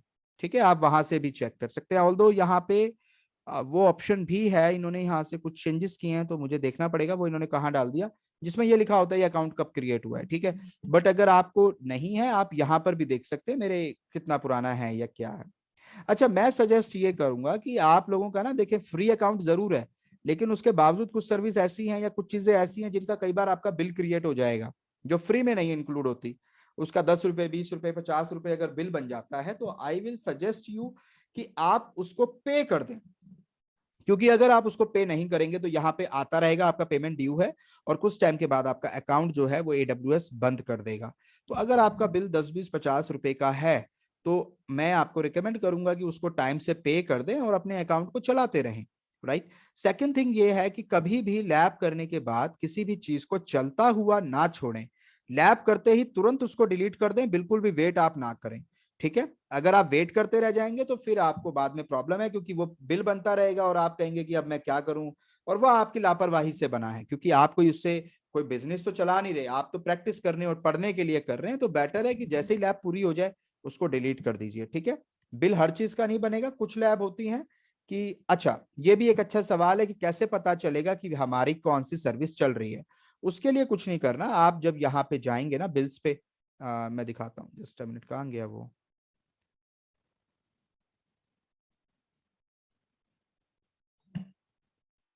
बिलिंग डैशबोर्ड पे आ जाते हैं, ये देखें। तो यहाँ पे ना अभी जैसे मेरा जनवरी तो जस्ट स्टार्ट हुआ है, तो मैं देखना चाहता हूँ मेरा बिल पिछले महीने में कैसे बना है। तो बिल डिटेल्स पे क्लिक करिए और यहाँ पे मैं दिसंबर महीने में जा रहा हूँ, दिसंबर 2021 में। अक्टूबर में मैंने बनाया था इसीलिए मुझे अक्टूबर का नजर आ रहा है, उससे पहले का बिल नजर नहीं आ रहा। तो ऐसे भी पता चल जाएगा आपका अकाउंट किस महीने में बना था। मेरा अक्टूबर 2021 में बना है। तो अब मैं अगर दिसंबर का अपना बिल चेक करूं तो मेरे दिसंबर में जो टोटल बिल बना है वो 333 रुपए का बना है। वो किस किस चीज का बना है आप देख सकते हैं। यहाँ पे मैंने $3.76 की मेरी जो है इसका बिल बना। बेसिकली ये हुआ ये था कि मैं ऐसे ही आप ही को जैसे पढ़ाता हूँ किसी को पढ़ा रहा था, और टेस्टिंग के टाइम ओहायो में मैंने कोई 2 मशीन बना दी। अब वो 750 घंटे तो फ्री होते हैं, अच्छा 750 देखें फ्री है, तो 750 घंटे का तो मेरा जीरो बिल आया है। 720 मैं बता रहा था, अब इन्होंने 50 कर दिया, वैसे 720 ही था मेरे को जहां तक याद है, चले 50 हो गया। तो 750 घंटे इन्होंने फ्री कर दिया, पर उसके बाद भी मेरे वो गलती से उस पूरे महीने चलते रहे और वो 2 सर्वर थे। तो उसका 290 घंटे का मेरा बिल बना $3.37, जो मेरी लापरवाही से बना, क्योंकि मुझे ये याद ही नहीं रहा कि ओहायो में कोई मशीन मेरी चल रही है, और मेरा वो बिल बन गया। वो अगले महीने जब मुझे बिल दिखा तो मुझे पता चला कि बॉस ये तो गड़बड़ हो गई, तो मैंने उसको डिलीट किया। तो अगर आपके केस में आपका कोई बिल बनता है तो आप ये चेक करिए वो कहाँ बना है। जैसे मेरा ओहायो में बना था, तो आपको फिर ओहायो में जाना पड़ेगा उस रीजन में और उस चीज को डिलीट करना पड़ेगा। वो आपको यहाँ दिख जाएगा कि क्या चल रहा है। ठीक है, यहाँ आपको सारा दिख जाएगा कि मेरी क्या क्या चीजें चल रही हैं और किसका बिल आया है। जैसे मेरा $3.37 का बिल आया है EC2 का, ऐसे ही 0.39 का बिल आया है मेरा यहाँ पे EBS का, वॉल्यूम है जो उसका बिल आया है। इन्हीं का ओवरऑल मेरा बिल है और किसी चीज का बिल नहीं है। तो ऐसे आप चेक कर सकते हैं कि आपका बिल कितना है। आप और पिछले बिल में जाएंगे, आपको अपना वो बिल नजर आ जाएगा। देखिए यहाँ पे कोई ज्यादा नहीं, 29 रुपए का बिल था, तो वो मैंने पे कर दिया। तो मैं टाइम से पे करता रहता हूँ, तो क्योंकि मेरे को आप लोगों को पढ़ाना है। तो आप लोग भी जो है कोशिश करिए कि लैब करने के बाद इसको हमेशा डिलीट कर दें। ठीक है, अभी आपको ऑर्डर इनवॉइस नहीं दिखेंगे क्योंकि आपका अभी नया अकाउंट अगर है ना तो आपको अभी कुछ नहीं दिखेगा, क्योंकि अभी आपने अकाउंट बनाया है जस्ट। अभी हो सकता है कुछ ऑप्शंस आपको ना दिख रहे हो या कोई बिल विल नहीं दिखेगा, क्योंकि अभी तो आपका नया अकाउंट है। तो आप इस तरीके से यहाँ पे जाकर जब भी लैब करें 2 दिन 4 दिन में अपने बिलिंग डैशबोर्ड पे जरूर चेक किया करें कि क्या मेरे पैसे तो नहीं बढ़ रहे। ठीक है, 2 दिन पुराना होता है ये, जैसे आपने परसों जो किया होगा उसका बिल आज जनरेट होगा, 2 दिन बाद होगा बेसिकली। ठीक है, तो ये 2 दिन बाद आपका बिल जनरेट होता है, तो आप इसको हर तीसरे चौथे दिन चेक करते रहें कि कुछ मेरा बना हुआ रह तो नहीं गया। क्योंकि AWS और अज्योर में यहाँ थोड़ा सा ग्लिच है कि एज्योर में रिसोर्स ग्रुप को डिलीट कर दो सब कुछ डिलीट हो जाता है, और आपको टेंशन लेने की जरूरत नहीं है कि वो ओहायो में चल रहा है या फिर वो इंडिया में चल रहा है या वो फ्रांस में चल रहा है। लेकिन AWS के केस में ऐसा नहीं है, यहाँ आपको सेपरेटली रीजन्स में जाके चीजों को डिलीट करना पड़ता है। यहाँ पे कोई रिसोर्स ग्रुप नाम की चीज नहीं होती कि उसको डिलीट कर दो सारी सर्विस डिलीट हो जाएंगी, टेंशन फ्री हो गए एक ही चीज को डिलीट करके कि अब मेरा कहीं कुछ नहीं चल रहा। AWS में आपको अलग अलग जाके चीजों को डिलीट करना पड़ता है। तो कुछ थंब रूल जो है ट्रेनिंग को करने के वो मैं आपको बताने जा रहा हूं। पहला, हमेशा सारी लैब को मुंबई रीजन में करना है। ठीक है, मेक श्योर आप सारी लैब मुंबई में करें। राइट, उससे क्या होगा, एक सिमिलैरिटी बनी रहेगी। अगर गलती से आपने कोई चीज छोड़ भी दी तो आपको मुंबई में ही नजर आ जाएगी। अगर आप मुंबई के अलावा कहीं और आप ऐसी हर बार हिट एंड ट्राई कर रहे हैं, कभी ओहायो में बना रहे हैं, कभी सियोल में बना रहे हैं, कभी जर्मनी में बना रहे हैं, तो होगा क्या कि आप उसे बना के भूल जाएंगे, आपका बिल चलता रहेगा। तो हमेशा थंब रूल नंबर 1 आपका ये है कि आप हमेशा लैब को मुंबई में करेंगे, क्योंकि आपको सीखने के लिए करना है, आप मुंबई में करेंगे। दूसरे रीजन में जब मैं लेकर जाऊंगा तभी जाना है, अदरवाइज आपने नहीं जाना। दूसरा रूल ये है कि आप जो भी लैब करेंगे, लैब करने के बाद उन सारी चीजों को 1 बाय 1 डिलीट करेंगे। हालांकि मैं भी आपको डिलीट करवाऊंगा, पर अगर घर पे प्रैक्टिस कर रहे हो तो मेक श्योर कि करने के बाद उसको डिलीट कर दें। तीसरा रूल ये है कि हमेशा लॉगिन करने के बाद सबसे पहले बिलिंग डैशबोर्ड पे जाने की आदत बनाइए और पहले ये चेक करिए बिल कितना है। अगर वो आज 0 है और कल को 10 रुपए है, तो इसका मतलब कुछ आपका चल रहा है जिसकी वजह से वो 0 से 10 रुपए हो गया। या अगर आज 10 रुपए है कल 20 हो गया, इसका मतलब कोई चीज चल रही है लगातार जिसकी वजह से बिल बढ़ रहा है। ऐसे केस में आप बिल डिटेल्स में जाएंगे और यहां जाकर चेक करेंगे कि बॉस मेरी क्या चीज चल रही है, वो आपको यहां नजर आ जाएगी। आप फिर उस जगह पे जाइए और उसको डिलीट करिए। आई होप यहां तक की सारी बातें आपको समझ आ गई होंगी।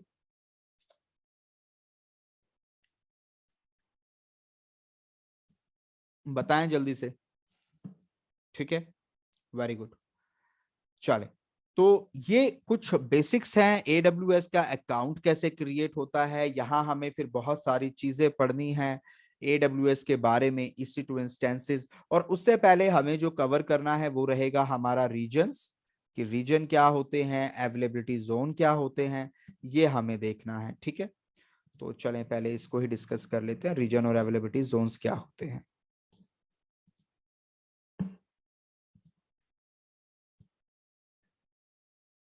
कुलविंदर जी, आपको भी ये कॉन्सेप्ट समझ आ गया कि AWS में जो है रिसोर्स ग्रुप वाला कॉन्सेप्ट नहीं होता, यहाँ पे आपने अलग अलग डिलीट करनी है सारी चीजें। तो अब आपको ये एक बेनिफिट मिल गया होगा कि आप दोनों को कंपेयर भी कर पा रहे होंगे कि एज्योर में क्या अच्छा है क्या बुरा है और यहाँ क्या अच्छा है क्या बुरा है। तो चलें, ये एक एडवांटेज हो जाएगा आपको। तो यहाँ पे चलें जी, मैं आपको बता रहा था इसके बारे में। चलें, तो अब हमने जो सबसे बुनियादी चीज अभी पढ़नी है, जिससे हमने स्टार्टिंग करनी है, वो है हमारा regions and availability zone.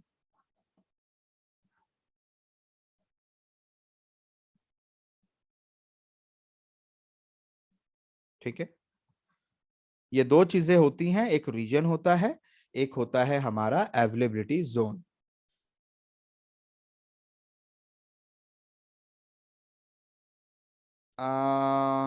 Yes, correct correct correct correct correct correct, ये चीजें भी हमने डिस्कस करनी थी। राइट राइट, चलें, अच्छा हुआ आपने याद दिला दिया। चलें एक बार ये भी अपन डिस्कस कर लेते हैं, रीजन अवेलेबिलिटी जोन पे बाद में आते हैं। यस, करेक्ट करेक्ट, ये स्किप हो गया। चलें जी, इन्होंने अच्छा याद दिलाया। कुछ बुनियादी बातें और हैं जो आज ही डिस्कस कर लें तो बेहतर है, हालांकि ये बाद में आई जाती, बट मैं हो सकता है भूल भी जाता। तो पहले पब्लिक एंड प्राइवेट क्लाउड को डिस्कस कर लेते हैं, और उसके बाद टाइप ऑफ सर्विसेज को डिस्कस कर लेते हैं, टाइप्स ऑफ सर्विसेज। ये भी इंपॉर्टेंट है, जिसमें हमने 3 चीजें पढ़नी है, IaaS, PaaS एंड SaaS। तो ये आज हम डिस्कस कर लेते हैं, बात तो सही है, इसको पहले हम कर लेते हैं, पब्लिक एंड प्राइवेट क्लाउड। ठीक है, अगर कोई आपसे पूछता है कि भाई जो हमारा ये है AWS है या एज्योर है, ये कैसा क्लाउड है, ये पब्लिक क्लाउड है कि प्राइवेट क्लाउड है, तो ऑफ कोर्स ये पब्लिक क्लाउड है, क्योंकि इसको कोई भी बंदा इस्तेमाल कर सकता है, इस पे कोई भी अपना जो है इंफ्रा क्रिएट कर सकता है, ये एक पब्लिक क्लाउड है। पब्लिक क्लाउड मतलब जैसे सरकारी स्कूल होता है जिसमें कोई भी जा सकता है, लेकिन प्राइवेट स्कूल होते हैं जो महंगे होते हैं, जो बड़े हाईफाई होते हैं और एक स्पेसिफिक लोगों के लिए हैं, वही उसमें जा सकते हैं, पब्लिक में कोई भी चला जाता है। तो कुछ ऐसा ही आप इसको सिनेरियो को समझें कि पब्लिक क्लाउड जो है वो काफी सस्ता भी होता है, चीप एंड बेस्ट आप कह सकते हैं, ठीक है ना। प्राइवेट क्लाउड स्पेसिफिक पर्पज से यूज किया जाता है और हर कंपनी के पास अपना प्राइवेट क्लाउड होता है। जैसे कि कल हमारा डिस्कशन हो रहा था, तो किसी ने कहा कि सर बैंक जो है, बैंक नहीं एज्योर पे आना चाहते, AWS पे आना चाहते। ऑफ कोर्स वो नहीं आना चाहते, पर उनके पास भी अपने प्राइवेट क्लाउड होते हैं। हर कंपनी के पास अपना प्राइवेट क्लाउड होता है। रीजन बीइंग कि वो जानते हैं कि भाई हम सारी चीजों के लिए इन पे ट्रस्ट नहीं कर सकते AWS के ऊपर और एज्योर के ऊपर, क्योंकि कहीं ना कहीं हमारा डेटा इनके पास, इनके कंट्रोल में है और हम चीजों पे अपना कंट्रोल चाहते हैं, तो वो लोग अपने क्लाउड क्रिएट करते हैं जिसको प्राइवेट क्लाउड नाम दिया जाता है। इसके लिए ओपन स्टैक, जिसको आज पता नहीं किसी कहीं डिस्कस हुआ था हमारा, तो ओपन स्टैक की जो बात थी, ओपन स्टैक क्लाउड जनरली लोग ओपन स्टैक के थ्रू क्लाउड बनाते हैं, ये एक ओपन सोर्स है, तो इसके थ्रू लोग अपना प्राइवेट क्लाउड डेवलप करते हैं। IBM भी प्राइवेट क्लाउड आपको बना के देता है, और भी कई सारी कंपनीज हैं, ओरेकल आपको प्राइवेट क्लाउड बना के देता है, VMware आपको प्राइवेट क्लाउड बना के देता है। ये वो सारी कंपनीज हैं जो आपके लिए प्राइवेट क्लाउड डेवलप करती हैं और आप उसके थ्रू अपना खुद का क्लाउड बनाते हैं। अपने खुद के क्लाउड का मतलब क्या है प्राइवेट क्लाउड का? वही जो कॉन्सेप्ट अब तक हमने समझा है, कॉन्सेप्ट कभी नहीं बदलते, कॉन्सेप्ट वही रहते हैं। तो हमने क्या कॉन्सेप्ट समझा था, क्लाउड हमने कैसे बनाया था कि हमने एक डेटा सेंटर लिया, वहां पे बहुत सारे सर्वर लगा दिए, वहां पे बहुत सारी स्टोरेज लगा दी, और उन सब चीजों को आपस में कनेक्ट करके, वर्चुअलाइज करके हमने क्या किया, हमने इंटरनेट से कनेक्ट कर दिया और हमने कहा कि अब कोई भी बंदा इंटरनेट के थ्रू इन्हें एक्सेस कर सकता है। तो ऐसा ही सिनेरियो अगर आप अपने ऑफिस में अपने हार्डवेयर को वर्चुअलाइज कर दें, इंटरनेट पे लेके आ जाएं, अवेलेबल कर दें किसी सॉफ्टवेयर के थ्रू, किसी प्लेटफॉर्म के through, just like open stack, और फिर आप कहें कि भाई अब आपका एक यूजर आईडी पासवर्ड है और आप यूजर आईडी पासवर्ड के थ्रू आप इस प्राइवेट क्लाउड को एक्सेस कर सकते हैं। So that is known as private cloud, जिसे फिर वो स्पेसिफिक लोग, उस कंपनी के ही लोग उसे एक्सेस कर पाएंगे अपने आईडी पासवर्ड से। ठीक है, बिना आईडी पासवर्ड के आप फिर उसे नहीं कर पाएंगे। तो उस कंपनी का आईडी पासवर्ड आपको मिला हुआ होगा और उसके थ्रू आप उस प्राइवेट क्लाउड को एक्सेस कर सकते हैं। प्राइवेट क्लाउड और पब्लिक क्लाउड के बारे में ये भी डिस्कशन होता है कि which one is more secure, दोनों में से कौन सा ज्यादा सिक्योर है। तो ऑफ कोर्स जो आपके कंट्रोल में है वो ज्यादा सिक्योर है, तो private cloud is more secure, right. तो private cloud is more secure, इसीलिए मैक्सिमम कंपनीज के पास अपने प्राइवेट क्लाउड होते हैं। जितनी भी बड़ी कंपनीज हैं उनके पास अपने प्राइवेट क्लाउड ऑलरेडी अवेलेबल है। ठीक है, प्राइवेट क्लाउड होता है एक कंपनी का खुद का क्लाउड, ठीक है, और पब्लिक क्लाउड होता है जो एक ओपन है सभी के लिए, कोई भी बंदा आए और कोई भी बंदा। भाई प्राइवेट क्लाउड को आप ऐसे समझो आपकी खुद की कार है, आप अपने पर्पस के लिए यूज कर रहे हो उसे, ये नहीं कि आप मोहल्ले वालों को भी डेली लेके जा रहे हो, टैक्सी बना रखा है आपने उसको। पब्लिक क्लाउड क्या होता है, DTC की बस होती है जो दिल्ली में चलती है, कोई भी आओ, टिकट लो, बैठो और अपना डेस्टिनेशन तक जाओ। पर प्राइवेट क्लाउड कैसा है, आपकी कार की तरह है। तो ये कहीं ना कहीं कॉस्टली भी होता है, क्योंकि आपकी कार कॉस्टली पड़ती है in comparison to public conveyance. तो इसीलिए ये थोड़ा कॉस्टली भी है बट सिक्योर भी है, क्योंकि आपकी गाड़ी में जेब कटने का खतरा नहीं है, DTC बस के अंदर जेब कटने का खतरा है। तो private cloud is more secure, always remember. ठीक है, हाइब्रिड क्लाउड कुछ नहीं होता, हाइब्रिड क्लाउड का मतलब है जैसा एनवायरनमेंट जहां पे प्राइवेट और पब्लिक दोनों एक साथ एग्जिस्ट करते हैं, यानी एक कंपनी का कुछ हिस्सा प्राइवेट पे चल रहा है, कुछ हिस्सा पब्लिक पे चल रहा है, उसको हम हाइब्रिड कहते हैं। हाइब्रिड क्लाउड अलग से कुछ नहीं होता, ठीक है, जहां दोनों क्लाउड चल रहे होते हैं या एक से ज्यादा टाइप के क्लाउड आप यूज कर रहे होते हैं, उस एनवायरनमेंट को आप हाइब्रिड क्लाउड एनवायरनमेंट कहते हैं। मल्टी क्लाउड एनवायरनमेंट का मतलब होता है जहां आप एक से ज्यादा क्लाउड अपनी कंपनी के लिए इस्तेमाल कर रहे हैं, कुछ सर्विस आप AWS से ले रहे हैं, कुछ सर्विस आप एज्योर से ले रहे हैं, ऐसे एनवायरनमेंट को आप कहते हैं मल्टी क्लाउड एनवायरनमेंट। ठीक है, तो ये कुछ बेसिक बेसिक बातें हैं जो मैं आपको बता रहा हूँ। अच्छा, फिर ये एक सवाल आया है कि सुष्मिता घोष का, सर तो कॉस्ट पर्सपेक्टिव से private cloud and on Prem same है, देखें सुष्मिता, जब हमें सिक्योरिटी की बात होती है तो कहीं ना कहीं कॉस्ट एक दूसरा मैटर होता है, क्योंकि आप जब ये चाहते हैं कि कुछ हमारा कॉन्फिडेंशियल डेटा है और हमने उसे पब्लिक क्लाउड पे नहीं रखना है, तो ऑफ कोर्स आप प्राइवेट पे जाते हैं। तो कॉस्ट पर्सपेक्टिव से देखें तो private cloud of course costly पड़ता है और सिमिलर टू ऑन प्रेमिसेस पड़ता है, बिल्कुल सही बात है। ठीक है, वो महंगा ही रहता है, ऑलमोस्ट महंगा रहता है। How is private cloud different from virtualizing on prem resources? Ankur ji, फिर वही बात आ गई, ऑन प्रेम रिसोर्सेज को अगर आप वर्चुअलाइज कर देते हैं तो आप उन्हें इस्तेमाल तो कर सकते हैं, लेकिन एक लिमिटेड एरिया से कर सकते हैं। ऐसा नहीं कि आप उसको पूरी दुनिया में कहीं भी बैठे हैं कहीं से भी एक्सेस कर रहे हैं। पर अगर वो चीजें क्लाउड पे आ जाती हैं तो पूरी दुनिया से आप कहीं से भी उन्हें लॉगिन आईडी पासवर्ड के थ्रू एक्सेस कर सकते हैं। क्लाउड में और वर्चुअलाइज में यही फर्क है। वर्चुअलाइज एनवायरनमेंट में आपका नेटवर्क के अंदर होना जरूरी है, तभी आप अपने वर्चुअल एनवायरनमेंट में उन रिसोर्सेज को एक्सेस कर पाते हैं। पर क्लाउड पे रिसोर्सेज अगर पड़े हुए हैं तो उन्हें एक्सेस करने के लिए उसी कंपनी के नेटवर्क पे होना जरूरी नहीं है, आप कहीं भी इंटरनेट के थ्रू उसको एक्सेस कर सकते हैं।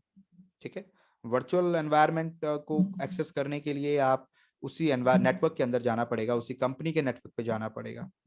ठीक है, चलें जी। तो ये तो हो गई पब्लिक और प्राइवेट की बात। अब एक और जो इंपॉर्टेंट चीज है जो हमारी स्किप हो गई थी, वो है कि ये तीन चीजें क्या होती हैं। Types of services in cloud. Types of services in cloud. Cloud में तीन तरह की सर्विसेज होती हैं आपकी। ठीक है, पहली होती है infrastructure as a service. Infrastructure as a service. दूसरा होता है आपका प्लेटफॉर्म एज अ सर्विस।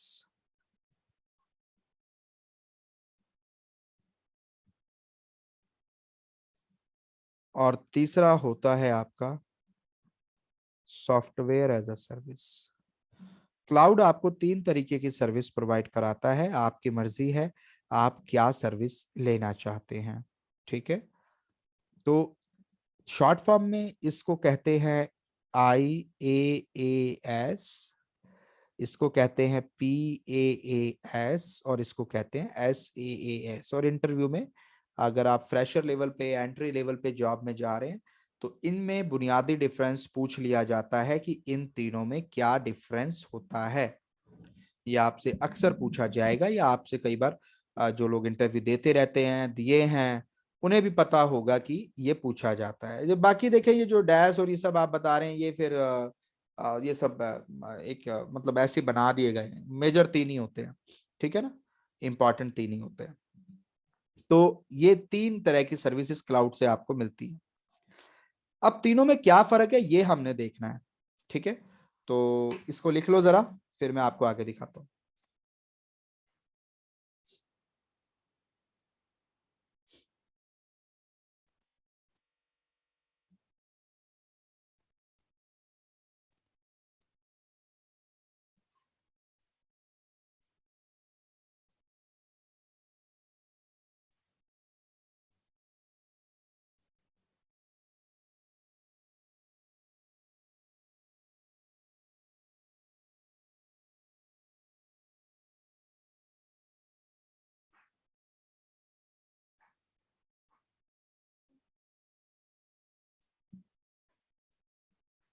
ठीक है, लिख लिया आपने? तो अब मैं आपको आगे दिखाता हूं, देखिए।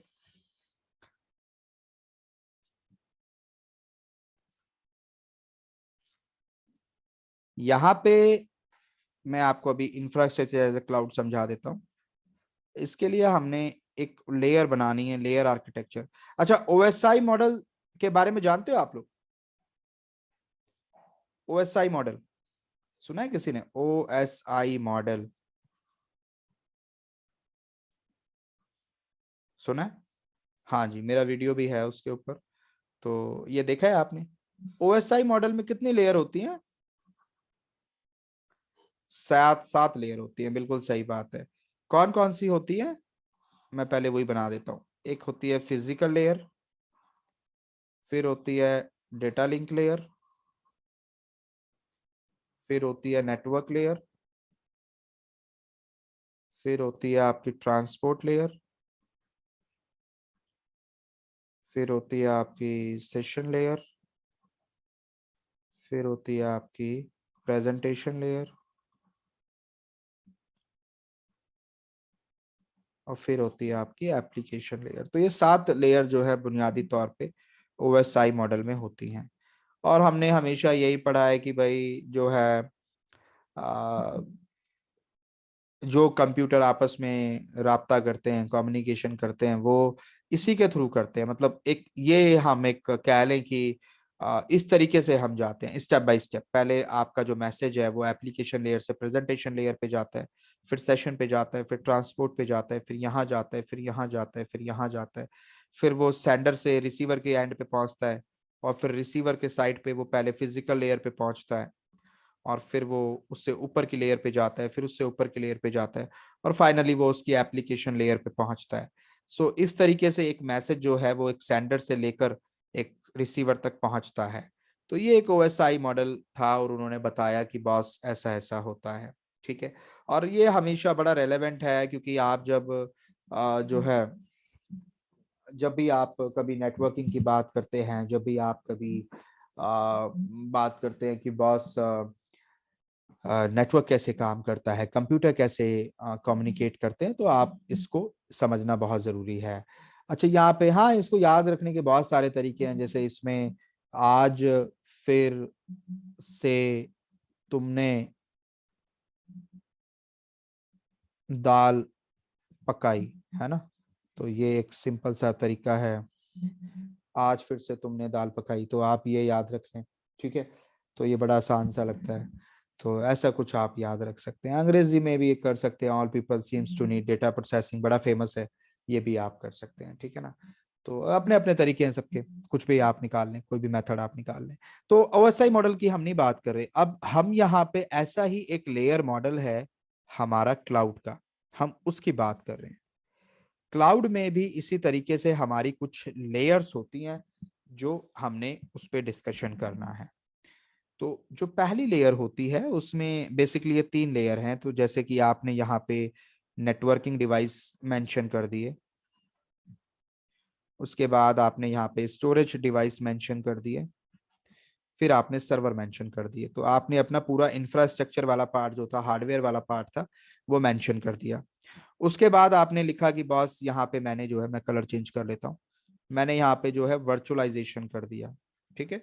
तो हार्डवेयर के ऊपर आपने क्या किया, वर्चुअलाइजेशन किया। इसीलिए मैं कल से ये पूरी कहानी समझा रहा था। अब आपको ना धीरे धीरे चीजें समझ आएंगी कि पहले हम हार्डवेयर पे आए, फिर हम वर्चुअलाइजेशन पे आए, फिर वर्चुअलाइजेशन के बाद हम क्या करते थे, क्या डालते थे, ऑपरेटिंग सिस्टम डालते थे। तो आपने ऑपरेटिंग सिस्टम डाल दिया। फिर उस ऑपरेटिंग सिस्टम के ऊपर भी बहुत सारे सॉफ्टवेयर होते हैं जिन्हें हम मिडलवेयर कहते हैं। ठीक है। बहुत सारी सपोर्टिंग फाइल्स होती है ना, ड्राइवर्स जिन्हें आप कहते हो, वो ड्राइवर यहाँ पे आ गए। मिडलवेयर और रन टाइम कुछ भी आप कह लें, बहुत सारी चीजें यहाँ पे रहती हैं। जैसे जावा जावा प्लेटफॉर्म आपको चाहिए, डॉट नेट आपको चाहिए, वो सारी चीजें आ गई। फिर उसके बाद आप यहाँ पे जो है, आपकी जो फाइनल चीज है वो क्या आएगी यहाँ पे, वो आएगी डेटा जो मशीन के ऊपर पड़ा हुआ है, और उसको सपोर्टिंग करने वाली या उससे चलने वाली एप्लीकेशन। ये ओवरऑल एक लैब आप सॉरी लैब कह रहा हूं, एक लेयर सिस्टम है क्लाउड का, लेयर्स फॉर क्लाउड सर्विसेज आप इसको कह सकते हैं। तो अगर आपने क्लाउड की इन 3 सर्विसेज को पढ़ना है, IaaS, PaaS एंड SaaS, तो आप बस इस पूरी लेयर मॉडल को याद रखना जो मैंने अभी बनाया है। ठीक है। जैसा कि यहां पे नाम से क्लियर है, infrastructure as a service, infrastructure as a service, यानी हम कल मैंने आपको एक एग्जांपल दिया था कि मुझे जरा ये बताएं कि एक आईटी इंडस्ट्री का इंफ्रास्ट्रक्चर में क्या क्या होता है। तो आपने मुझे क्या जवाब दिया था, आपने मुझे बताया सर सर्वर, स्टोरेज, फायरवॉल, ये सारी चीजें होती हैं, है ना, आप ही ने मुझे बताया था। तो ये अगर मुझे क्लाउड से मिल जाए, ये इंफ्रास्ट्रक्चर मुझे क्लाउड से मिल जाए, तो बेसिकली मैं क्लाउड से कौन सी सर्विस ले रहा हूं, बताओ अब आप। बिल्कुल, मैं क्लाउड से क्या ले रहा हूं, IaaS ले रहा हूं। तो हमेशा याद रखिएगा, अगर आप क्लाउड से ये 3 सर्विस लेते हैं, नीचे वाली लेयर, ये 3 चीजें आप क्लाउड से ले रहे हैं, या मैं बुनियादी तौर पे ये कहूं, यहां वर्चुअलाइजेशन तक ले लेते हैं। क्योंकि वर्चुअल फॉर्म में लेंगे ना आप, तो आप वर्चुअलाइजेशन तक ले लें। तो अगर ये 4 चीजों का, ये 4 लेयर आप क्लाउड से ले रहे हैं, तो इसका मतलब आपने क्लाउड से कौन सी सर्विस ली है? Infrastructure as a service. समझ आ गया? क्लाउड में इंफ्रास्ट्रक्चर एज अ सर्विस का मतलब क्या है कि हम क्लाउड से क्या ले रहे हैं? हम क्लाउड से इंफ्रास्ट्रक्चर किराए पे ले रहे हैं। जो सर्वर स्टोरेज अभी हमने अपने ऑफिस में खुद खरीद के लगाए हुए थे, वो हम क्लाउड से किराए पे ले रहे हैं। तो उस सर्विस को क्या बोलेंगे? इंफ्रास्ट्रक्चर एज अ सर्विस बोलेंगे। अब मैं कहता हूं कि भाई मैंने लैपटॉप तो ले लिया क्लाउड से। इसको आप ऐसा समझें कि मैंने क्लाउड से लैपटॉप, जैसे हार्डवेयर है लैपटॉप पे एक, तो आप इसको ऐसा कह लें कि मैंने एक सर्वर जो है मैंने ले लिया। मैंने क्लाउड से एक सर्वर ले लिया, ठीक है, जिसमें मेरे को 16 GB की रैम मिल गई है और 1 TB का हार्ड डिस्क मिल गया है। अब उस सर्वर के ऊपर मैं कहता हूं कि भाई मैं ऑपरेटिंग सिस्टम बाकी सारी चीजें खुद से इंस्टॉल कर रहा हूं, वो मैं अपने आप कर रहा हूं। तो इसका मतलब फिर वो आप क्लाउड से नहीं ले रहे, आप खाली क्लाउड से सर्वर ले रहे हो। पर अगर आप कहते हो नहीं, मैं क्लाउड से सर्वर भी ले रहा हूं और उसके ऊपर मैं जो ऑपरेटिंग सिस्टम चल रहा है, जो मेरा मिडलवेयर रन टाइम चल रहा है, मैं ये भी जो है क्लाउड से ले रहा हूं। समझिएगा, अगर आप क्लाउड से ये वाला हिस्सा भी लेते हैं, और एक बात याद रखिएगा, आप जैसे जैसे ऊपर जाते जाएंगे, मतलब ये है कि नीचे वाली सर्विस बाय डिफॉल्ट आप क्लाउड से ले रहे हैं। कहने का मतलब, अगर आप क्लाउड से ऑपरेटिंग सिस्टम ले रहे हैं, इसका मतलब वो ऑपरेटिंग सिस्टम के नीचे की जितनी ले रहे हैं, वो भी आपने क्लाउड से ही ली है। ऐसा नहीं हो सकता कि नीचे वाला हिस्सा आपका है और ऑपरेटिंग सिस्टम क्लाउड का है, ऐसा पॉसिबल नहीं है। आप अगर ऊपर के माले पे चढ़ रहे हैं, तो नीचे के माले जो हैं आप पार करके आए होंगे, तभी आप ऊपर पे चढ़े हैं, राइट? तो अगर आप ऑपरेटिंग सिस्टम क्लाउड से ले रहे हैं, इसका मतलब अंडरलाइंग हार्डवेयर जो है, जो उसके लिए इस्तेमाल हुआ है, वो भी आप कहां से ले रहे हैं? क्लाउड से ले रहे हैं। तो प्लेटफॉर्म एज अ सर्विस में यहां से लेके यहां तक ये पूरा हिस्सा अगर आप क्लाउड से लेते हैं, तो इसका मतलब आप क्लाउड से प्लेटफॉर्म एज अ सर्विस ले रहे हैं। प्लेटफॉर्म एज अ सर्विस का मतलब क्या हुआ? क्लाउड से मैं क्या ले रहा हूं? क्लाउड से मैं ऐसी सर्विस ले रहा हूं जहां पे आप ऐसा समझ लें कि मैंने प्लेटफॉर्म क्लाउड से लिया है। जैसे कि कई सारी सर्विसेज हैं क्लाउड पे प्लेटफॉर्म एज अ सर्विस जो कही जा सकती हैं, ठीक है। तो मैं आपको ये गूगल करके भी दिखाता हूँ कि AWS platform as a service कौन कौन सी हैं। तो यहाँ पे AWS पैस सर्विसेज की अगर हम बात करें, तो यहाँ पे देखिए आपको आ जाएगा। देखें ये रहा, तो ये कॉपी में लिख लीजिए जरा, ये कॉपी में लिख लीजिए आप। ये सारी सर्विस जो है ये पैस सर्विस है। इलास्टिक बीन स्टॉक, अच्छा ये हिरोकू विरोकू हटा देना, अभी खाली इलास्टिक बीन स्टॉक आप लिख लो यहाँ से। ये आपकी पैस की सर्विस है, इंटरव्यू में पूछा जाता है, ठीक है। मैं आपको और भी दिखा देता हूँ, और भी नाम होंगे, just a minute.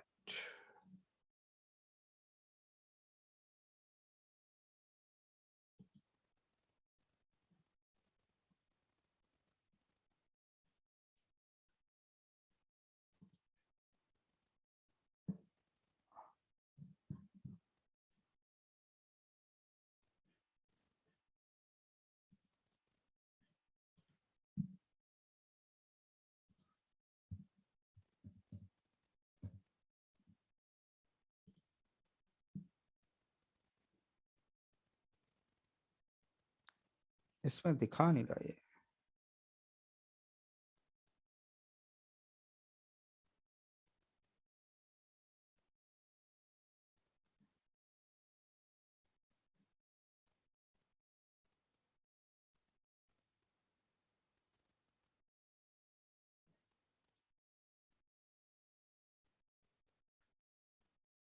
Elastic been stock बहरहाल आप लिख लें, ठीक है।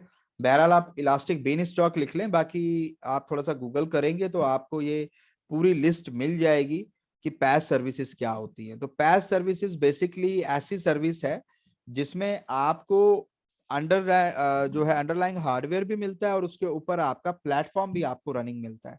पैस सर्विस, अगर आप इसको आसान भाषा में समझना चाहें कि सर पैस सर्विस क्या है, तो आप ऐसा समझें कि आपको सपोज करें पाइथन प्रोग्रामिंग करनी है, आप पाइथन प्रोग्रामिंग पढ़ रहे हैं, तो उसको पढ़ने के लिए आप जो उसे जिसे चलाते हैं, जिसपे वो कोड रन होता है, वो कहाँ पे आप उसे रन कराते हैं?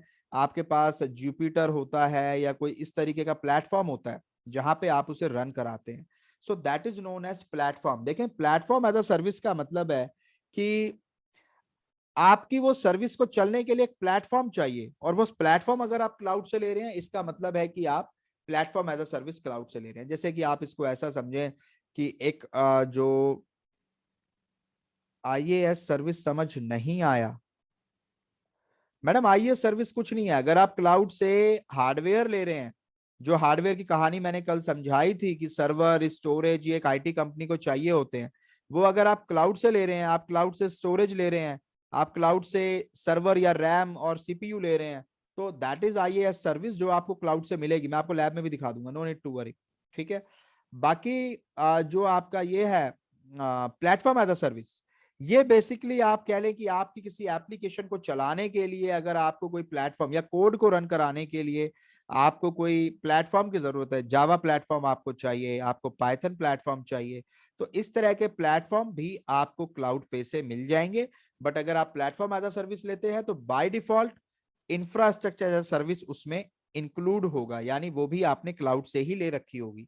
आप कहते हैं कि बॉस मुझे तो सारा कुछ क्लाउड से चाहिए, यानी कि एप्लीकेशन भी क्लाउड पे चल रही हो, प्लेटफॉर्म भी क्लाउड पे हो, और हार्डवेयर भी क्लाउड का ही हो, सब कुछ क्लाउड का हो, मुझे तो आप बना बनाया दे दो और मैं तो आपको बिल देता रहूंगा हर महीने का। तो वो काम भी आप क्लाउड से कर सकते हैं, और उस सर्विस को कहा जाता है फिर सॉफ्टवेयर एज अ सर्विस। ठीक है। जिसका बड़ा पॉपुलर एग्जांपल ऑफिस 365 है, जो माइक्रोसॉफ्ट का प्रोडक्ट है, माइक्रोसॉफ्ट का, या इसके अंदर वर्क स्पेस आता है जो कल कोई बात कर रहा था, वो सैस का प्रोडक्ट है। वर्क स्पेस हुआ इनकी, या इनकी एसएनएस सर्विस हो गई, या इनकी ईमेल सर्विस जो आती है खुद की अमेजन की, ये सारी सर्विसेज क्या है उनकी, वो उनकी सॉफ्टवेयर एज अ सर्विस है। ठीक है। ऑफिस 365 जो है वो एक ऐसी सर्विस है जो आपकी पूरी की तरह से क्लाउड पे चलती है और आपको जस्ट उसका पे करना है।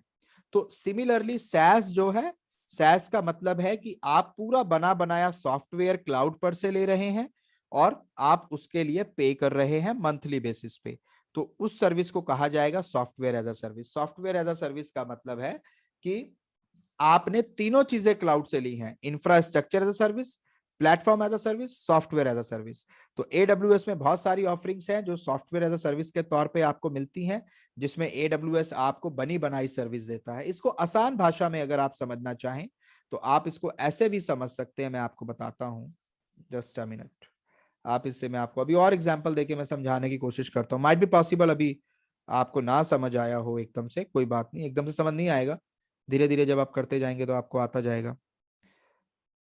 तो देखें, आप इसको ऐसा समझें कि आपने अपने घर में आप सब्जी लेके आ गए, फॉर एग्जांपल आप जो है आलू भी लेके आ गए, आप टमाटर भी लेके आ गए। ठीक है। ये हमारा इंफ्रास्ट्रक्चर है सब्जी खाना बनाने के लिए। ठीक है। आप ये सारी चीजें लेके आए, तो इसका मतलब इंफ्रास्ट्रक्चर आपका खुद का है। ठीक है। अब आपने इस इंफ्रास्ट्रक्चर को खुद बनाया, आपने इसकी सब्जी बनाई और आपने फिर वो अपनी खा लिया, आराम से डिनर में आपने वो खा लिया खाना। ठीक है। ये आपका एक नॉर्मल सिनेरियो है।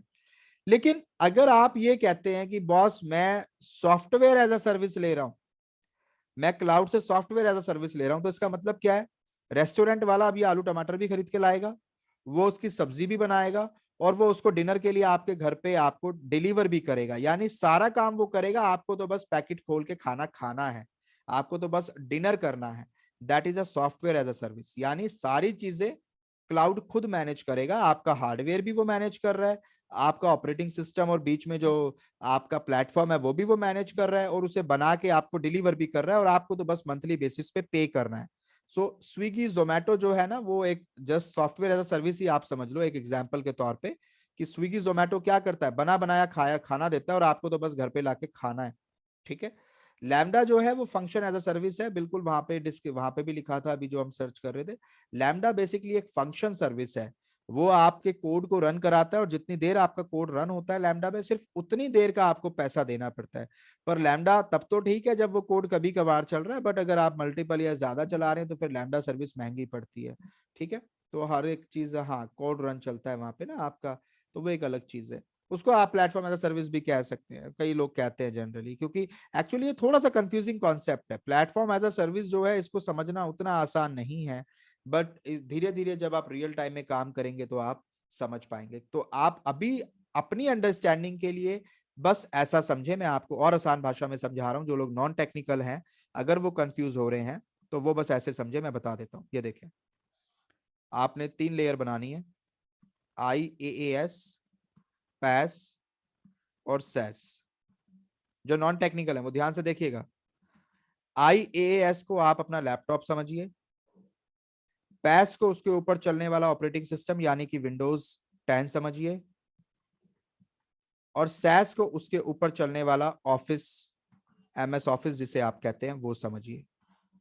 This is more than enough. आप बस इतना समझा दीजिएगा किसी को इंटरव्यू में, सिलेक्शन हो जाएगा, नो नीड टू वरी। ठीक है, बात समझ आ गई? समझ आ गया यहाँ तक? जो नॉन टेक्निकल लोग हैं उनको समझ आ गया, जो फ्रेशर है, नॉन टेक्निकल हैं, उनको समझ आ गया कि ये क्या कॉन्सेप्ट है? ठीक है, चले, वेरी गुड। तो ये SaaS PaaS IaaS ये जो है, ये चीजें मैंने YouTube पे भी डाली हुई हैं अपनी सीरीज में, तो बीच में आप रिवीजन के लिए वहां पे भी देख सकते हैं। कुछ नया अगर आपको कुछ और टॉप कुछ पॉइंट्स हैं वहां पे देख लीजिएगा। उसके अलावा मेरी इस वीडियो को आप दोबारा देख लीजिएगा, आपको समझ आ जाएगा। और साथ के साथ आप जो है गूगल पे भी इसके बारे में थोड़ा थोड़ा आप पढ़ के अपने नोट्स बना सकते हैं। तो मैं सजेस्ट करूंगा नोट्स जरूर बनाइएगा और उन नोट्स को आप फॉलो करिएगा। ठीक है, नेक्स्ट वीक में हम इसकी लैब्स स्टार्ट कर देंगे ऑफिशियली और पूरे टॉपिक्स स्टार्ट कर देंगे। ठीक है, अदिति आप क्या पूछ रहे हैं? टाइप 1 एंड टाइप 2 एक बार दोबारा बता दे। ठीक है, मैं दिखा देता हूँ।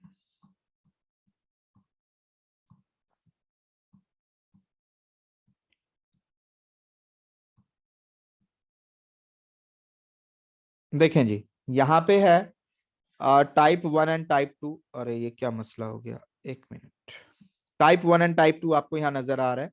टाइप 1 एंड टाइप 2 में कोई वो नहीं है, सिर्फ इतना सा डिफरेंस है कि अगर आप हार्डवेयर के ऊपर सीधा हाइपरवाइजर इंस्टॉल करेंगे तो वो टाइप 1 कहलाएगा। और अगर आप हार्डवेयर के ऊपर पहले ऑपरेटिंग सिस्टम यानी कि अपना विंडो 10 चला रहे हैं और उसके ऊपर आप अपने उसको इंस्टॉल कर रहे हैं हाइपरवाइजर को, तो वो टाइप 2 कहलाएगा। यानी टाइप 2 जो होगा वो ऑपरेटिंग सिस्टम के ऊपर इंस्टॉल किया जाता है, जबकि टाइप 1 जो होता है वो सीधा नए हार्डवेयर, जब बिल्कुल हार्डवेयर नया होता है, उस पर कुछ भी काम नहीं किया गया होता, तब सीधा वहां पे इंस्टॉल किया जाता है एज अ ऑपरेटिंग सिस्टम। इस हाइपरवाइजर को एक ऑपरेटिंग सिस्टम ही समझिए आप। ये वर्चुअलाइजेशन का ऑपरेटिंग सिस्टम है। ठीक है, वर्चुअलाइज करने वाला ऑपरेटिंग सिस्टम है।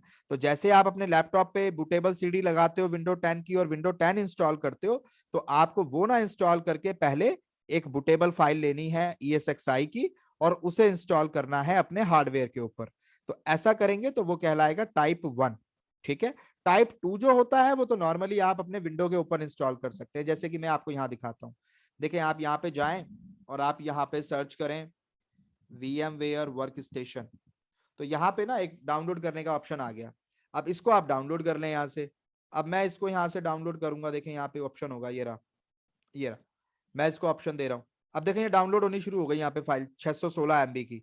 तो अब ये क्या है, ये एज अ सॉफ्टवेयर मैं इंस्टॉल करूंगा। जैसे बाकी सॉफ्टवेयर मैं इंस्टॉल करता हूं, ऐसे मैं इस सॉफ्टवेयर को इंस्टॉल करूंगा। तो कुल मिला के ये जो है एक सॉफ्टवेयर की तरह काम कर रहा है, क्योंकि ऑलरेडी मेरे लैपटॉप पे तो विंडो पड़ी हुई है, उसके ऊपर अगर मैं इसे इंस्टॉल कर रहा हूं तो ये सॉफ्टवेयर कहलाएगा या टाइप 2 हाइपरवाइजर कहलाएगा। और इस वर्क स्टेशन के ऊपर भी आप अपनी VM क्रिएट कर सकते हो। ठीक है, तो ये एक बेसिक सा कॉन्सेप्ट है। ठीक है मैडम, समझ आ गया आपको अदिति? चलो, that's all for today, thank you so much. आज के लिए इतना ही रखते हैं, नेक्स्ट क्लास में मिलते हैं। अपना अकाउंट क्रिएट कर लीजिएगा जिनका नहीं बना है। ओके।